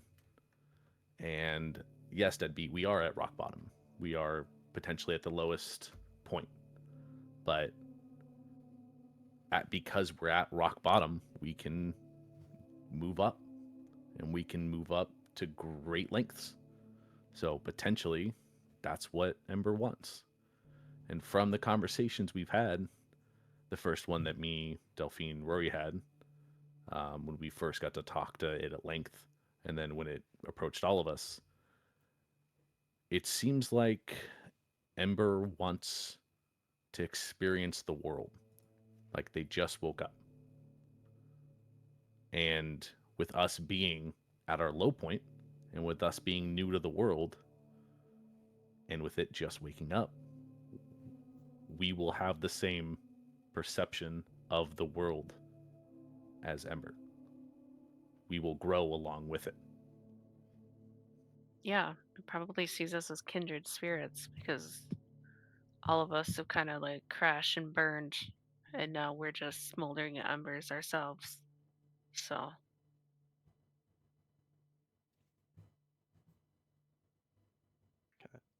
Take a moment to like look to everyone else in the room for a second, like studying their features, like their face for it. Just you all like genuinely believe that like we're gonna make it up, you know, like we just got sent to a war zone and we're gonna be something. Like unironically, like for real.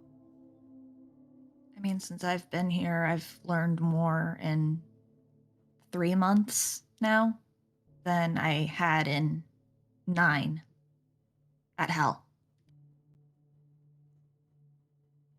I've been getting educated by Charles and Eliza, and hell, even Aspen offered me a job. That's more than I can say of anyone up in Hell. I mean, I've just kind of realized that I don't quite actually want to die yet. So, just trying to do the things that'll stop that from happening anytime soon.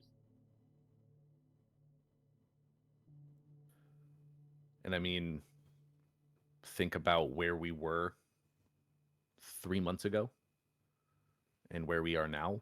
Obviously, we've done good things and we've proven ourselves to some extent. Obviously, we're capable. We're starting. We're beginning that journey.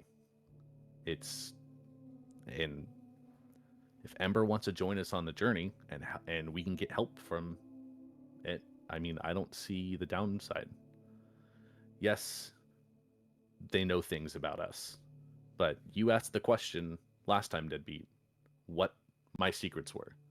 And Ember gave you the option of telling you, but your secrets would be told. So obviously there's a stipulation that our secrets would stay our secrets. It's not going to be something where everything that Ember knows will be shared to everyone. Seems like it can keep secrets. And besides, like we keep being told and it keeps being proven, there's a shit ton of spirits watching us at any given time anyway. So we might as well make friends with a few of them.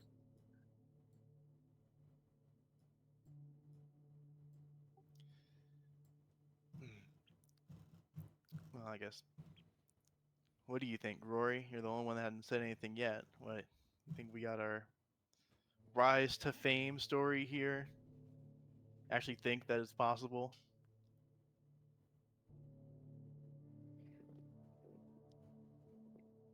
She'll put her crossbow down and actually square herself to face Deadbeat and kind of actually, like, look him in the eye.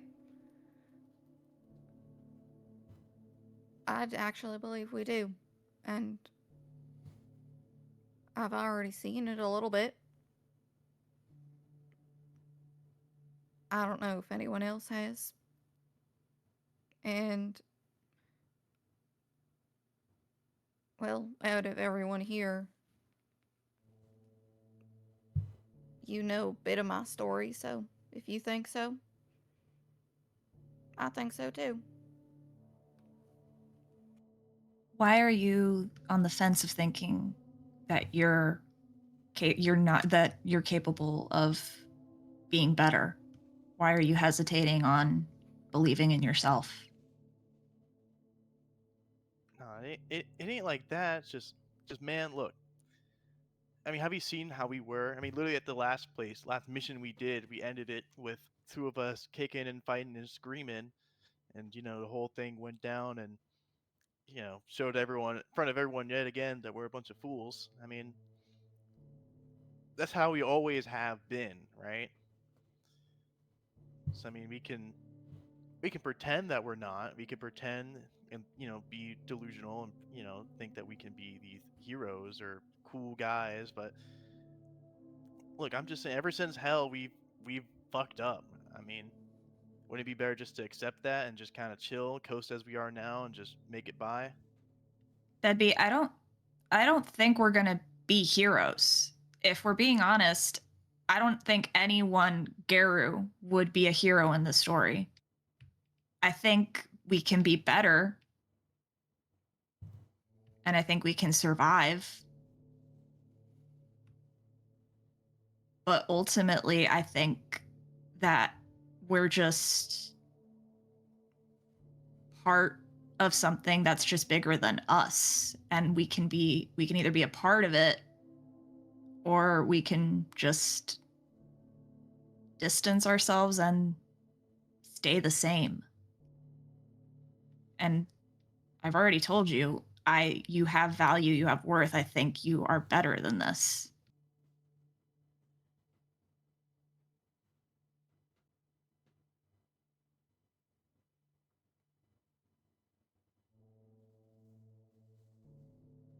I just shake my head, like kind of looking down now. Just, well, if all of you are just gonna be delusional like this, guess I can join in. Might as well give it a shot. I mean, kind of, they say like, packs deluded together, stay together. I mean, might as well be more. It's kind of annoying, always arguing and fighting all the time. It's kind of getting old. I mean, one thing I did learn from Eliza when I was learning the right is that we don't have to permanently have Ember as our pack patron. We can always, if we feel like Ember's not the right fit for us, that patronage can always change. So it's not a permanent stick. So after a while, if we decide that as a pack that this isn't working, we can change it. And we can decide that together later on.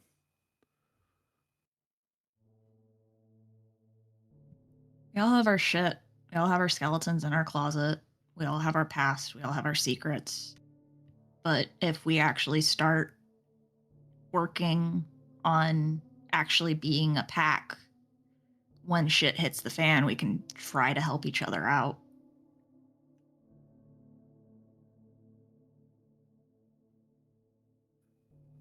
I mean, I've covered for can cover for you guys in a fight. Look, you don't have to worry about that. I can actually kind of my job there. Yeah, 100%. That is your good. That's one of your strengths. It's one thing that we can rely on. And remember, I don't think anyone expects everyone here in the pack to change dramatically and become a completely different person. I mean, we're all going to still argue and fight. We're going to take jabs at each other. We're going to get mad. We're going to argue. But as long as later on we can come together, that's all that a pack really is, right? You can see how they, the others in the sept, how they work together and how they operate. And it seems like a good thing. if we make a stride for that. I have a small smile on my face. I kind of look up at Ray as I say, do they just drill the corny into you, or is that all natural born?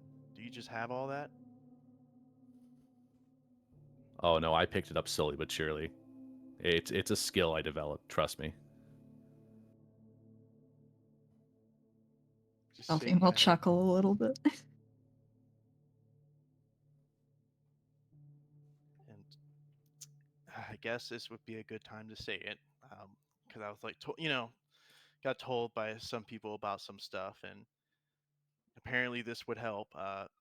Even though that he was a total asshole and that totally deserved what happened to his place, I am sorry that I was part of that I got us in trouble to begin with, and that I got, even though Sean deserves his place to get wrecked like that, and that fuck that dude. Look, I was told, I could be the, I guess, bigger man and apologize. So there, I'm sorry that happened. At this apology, I turn and look directly at Deadbeat and just kind of stare at him for a minute, trying to see if he's being genuine or not. Unfortunately, yes. So no roll required. Yes, he's being genuine. My In a way, face only Deadbeat can be genuine, I should say. Yeah, well, I mean, even for Deadbeat, this was better than a usual Deadbeat apology, so my face kind of just turns into like a huh kind of face, and I nod once and turn back around.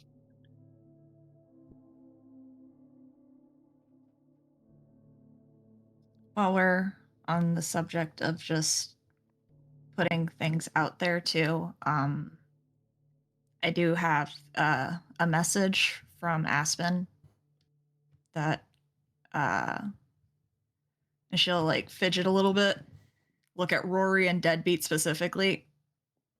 We have to leave Spud alone. We're not allowed to go near him anymore. Oh, we're not gonna go near him anymore, right? And like I do like the wink, like yeah. No, like we can't go What? near him anymore. Why are we not allowed to go do business with him or near him or whatever? He's working on sensitive stuff for the Sept. And we can't risk bringing attention to him or bothering him.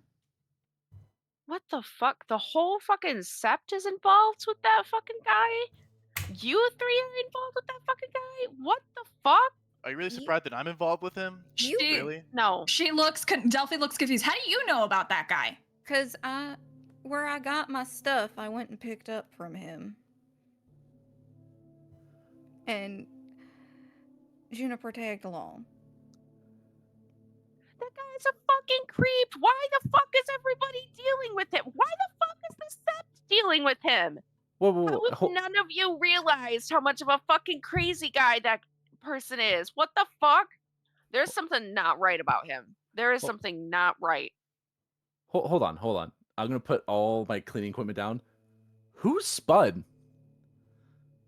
Oh, you're the one that doesn't know. Get a load of this guy. Delphine will hesitate for a moment and then look at Ray and look at Juniper and Rory. Notably does not look at Deadbeat at all. Spud is my drug dealer that I've known since before I changed.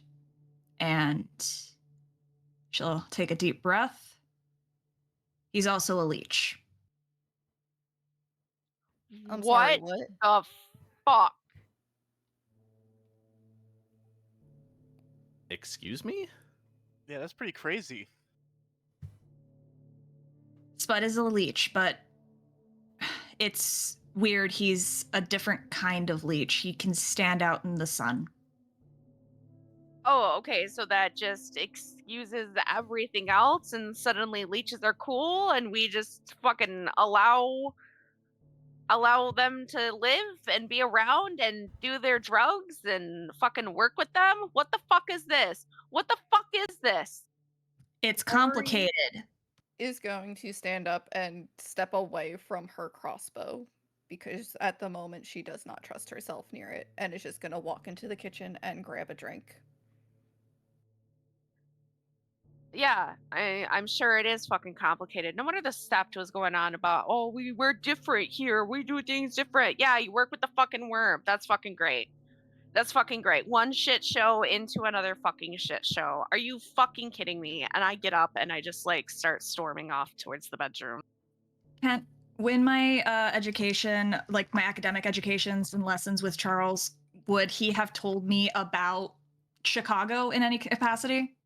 Like any, like with like histories of like seps having complicated, like I don't know. That's a long-term lesson. That'd probably be pretty deep. You're still pretty early I on. know. That's pretty. Damn it. Yeah, that's pretty complicated lore. So that's a little harder to get into this early on, especially. Okay. Delphine will just sigh heavily.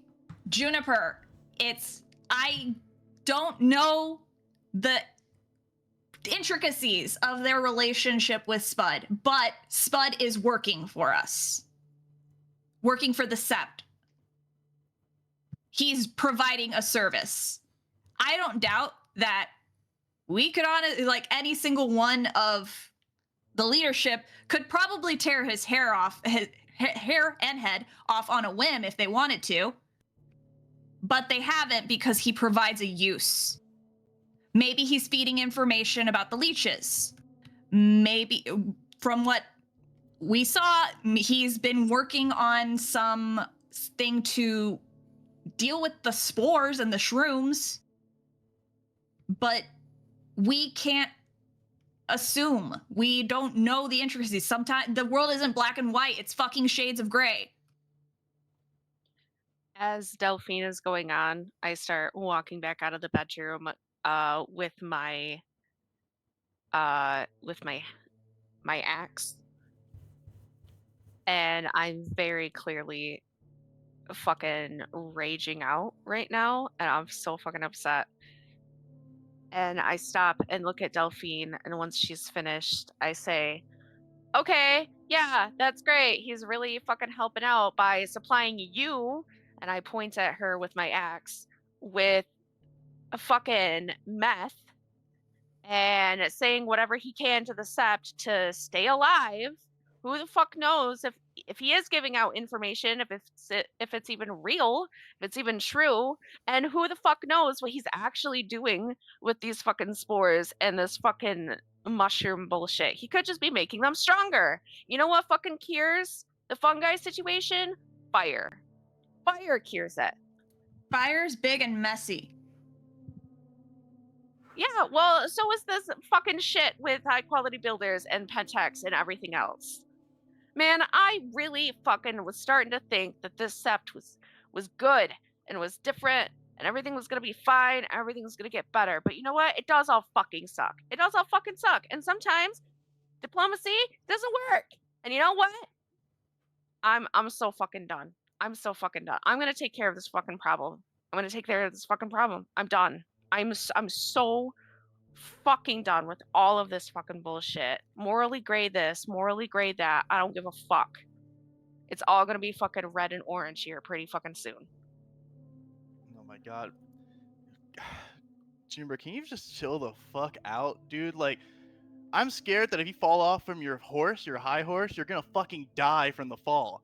Like, dude, what do you even do? Like, you have all this judgment and you act like this high and mighty Puritan, but what the fuck do you even do? Like, what have you done to really, like, do anything here or, like, show that you're this amazing person that's way better than everyone else. Like, dude, I'm over it, bro. Just chill out. Like, I don't have to get up and stop you from going out that door to kill this fucking dude. Like, bro, settle down. Okay. I'm chill, comfy here. My spot is nice. I Okay. don't think that I am better than anybody else. I don't think that Our I pet- am Hey, better. enough. Juniper, I can understand your anger. I am also angry. We have been taught this entire time that, and all the training we've done has been about destroying leeches. It's all we've been training to do for the months we've been down here. And the fact that the Sept is knowingly working with one, it's bullshit. I agree. But we have an avenue that we never had at the previous Sept, and we can ask them why. It might not be the answer you want, and it might not give us anything worthy of information that would be useful. But we can at least ask them and figure out why they're doing it. And if their answer is crap, then we can try to deal with this. But don't run off and try to fix this problem that may not need to be fixed until we have all the information regarding it. I agree that we need to fight the worm and destroy it at all costs. But there are many ways to fight the worm. There are many ways to go about it. It's not all about completely destroying it and demolishing everything in our path. We can find alternate ways to fight it. Maybe this is one of the alternate ways. So just take a second and just think for a moment. And Deadbeat, there's no reason to attack Juniper for her reaction. She's not on a high horse. She's not on some moral high ground. She's angry because of what we've been taught for the past 3 months, that this whole situation is crap. The fact that they have been hypocritical this entire time. So there's no reason to come at her. At this point, Everyone just needs to cool down. the sliding back door opens and Stakes walks in lupus form. She walks into the kitchen, opens the fridge, grabs a beer, pops it open. Hey, the neighbors were asking what leeches are and what seps are and what, do you guys want to tell them all the litany too while you're at it?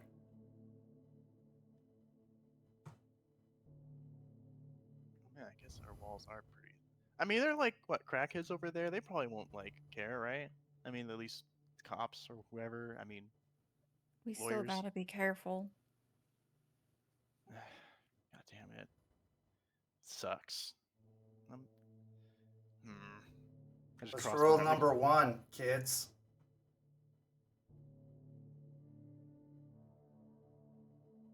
Something about a veil? That's good.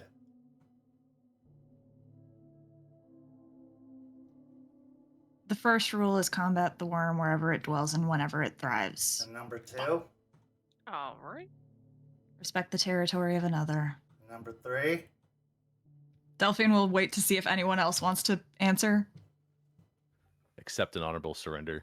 And 4? The veil? No, you should know this one, though. It's submit to those of higher station. Oh, fuck you. Anyway, the veil's one of them. And that's one you should remember when you're screaming at the top of your lungs. Here's something to consider.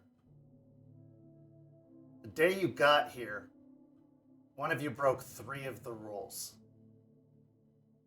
In one action. Another of you broke rules in another action.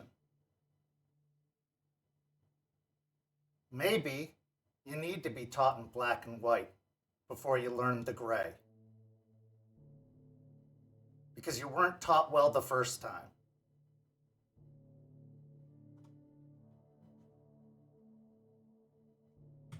Because so far, even the black and white's not getting through your thick skulls.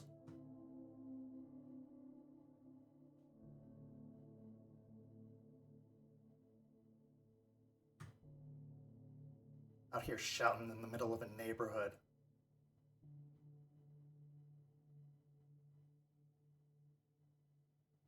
Well, I may have some good news about that at least. We might get a new place not near a bunch of people. I've heard from Charles that we'll be getting potentially one of those places that we cleared out, for us.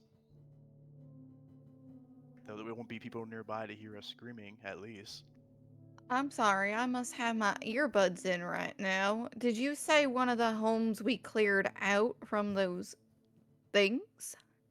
Are you Yeah. saying that Charles is giving us a high quality builder's house that we cleared out from all of the, and I look over at Stakes, mold issue? Nothing like that. No. He wouldn't move us into a high quality builder's house, so don't even get started on that. But there might be upgrades in the future because you're doing such good work. But turning around and breaking rules again, and tipping off a bunch of normies about the existence of other things isn't a good step in the right direction again.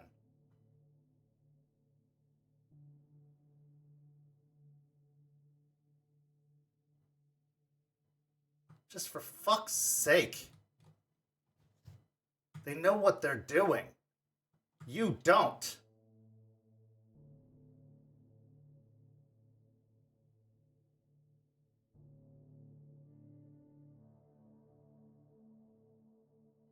You're a bunch of fucking kids.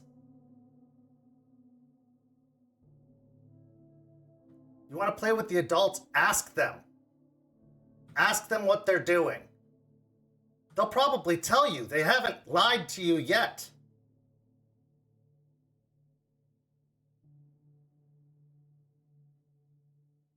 Yeah. Guru have worked with leeches before. This isn't new. It's usually short-lived. But how do you think we learned about leeches?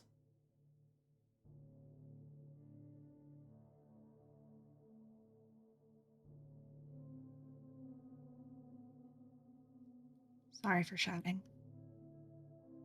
It's all right. I get it. Learning is hard.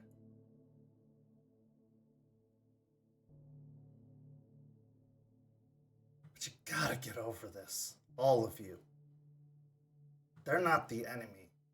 The enemy is growing. Literally.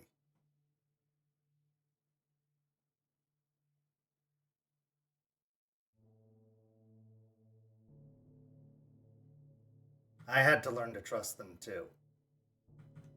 I learned the same way you did about the nation. They filled my head with all that shit too. And when I came down here, I didn't trust them either, but then I got a good sniff of them. I saw the way they did things. And yeah, they treated you like shit. But you know what? You were a bunch of shitheads.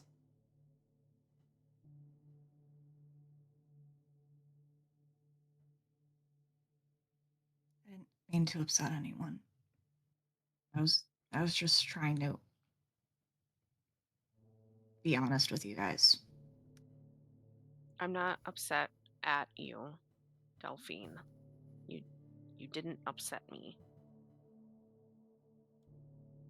I'm upset that, and this is not to piss you off or anything what I'm about to say, but I'm upset that this sept is working with a leech who is also giving you meth and supplying drugs to other people in this pack.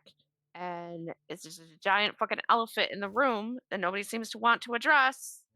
And we were told And to leave him alone. We're not supposed to go near him anymore. Happy? are you gonna do that? Are you just gonna suddenly quit? Cold turkey? Never see him again? Out of nowhere? Without any mental preparation or anything? We can just find different ways to get it. I mean, it can't be that hard. It's not. Or we could help you work on that. Or, no offense, Juniper. No offense, but or you can mind your own business and let me deal with my own personal problems. Damn. Got some I'm bite. not asking to be fixed right now. What needs fixing is the group. You're part of the group.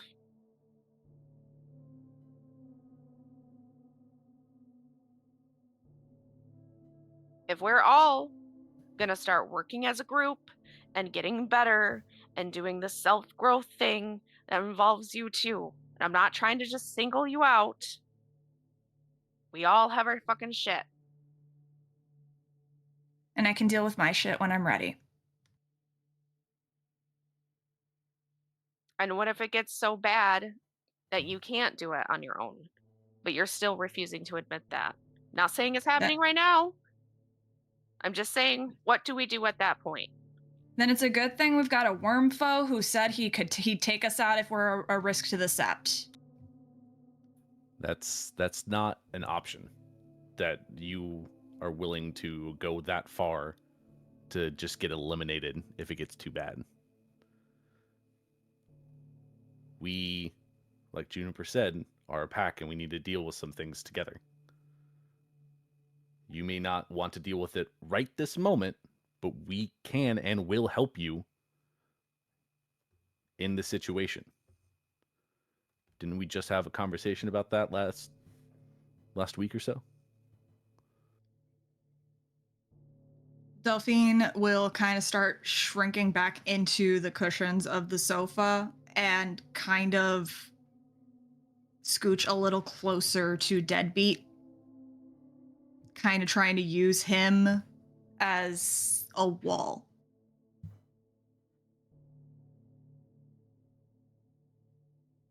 Puppy steps. Y'all are still puppies.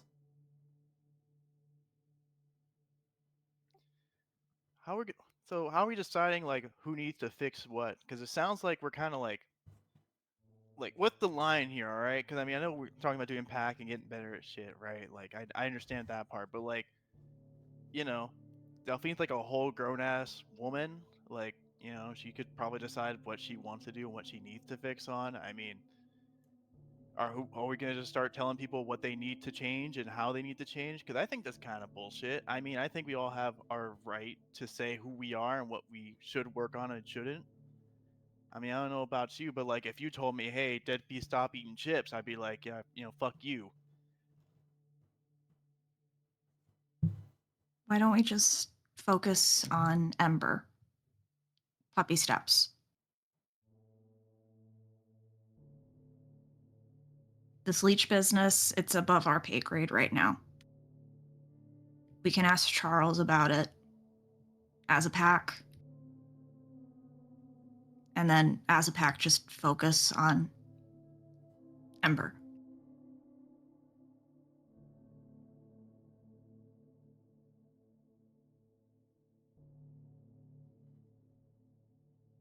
I take a deep breath and glare at everyone before starting to walk back to the bedroom, murmuring to myself and just saying angry shit about not realizing that we're all just fucking idiots and can't think above our pay grade. Mumbling to myself as I go to put my axe away. Well, I need to fix this beer into my stomach. Stakes walks out the back door again. Rory will take a giant swig of the beer she grabbed.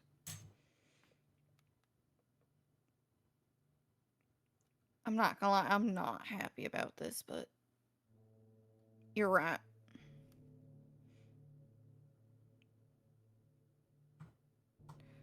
And when you are ready to work on it, Delphine, I'll be there for you. If you want. But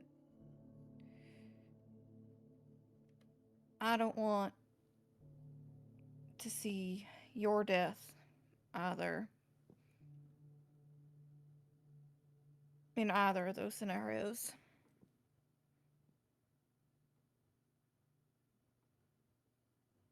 And definitely not anytime soon. And then she'll go sit back on the floor with her beer and start putting her crossbow back together.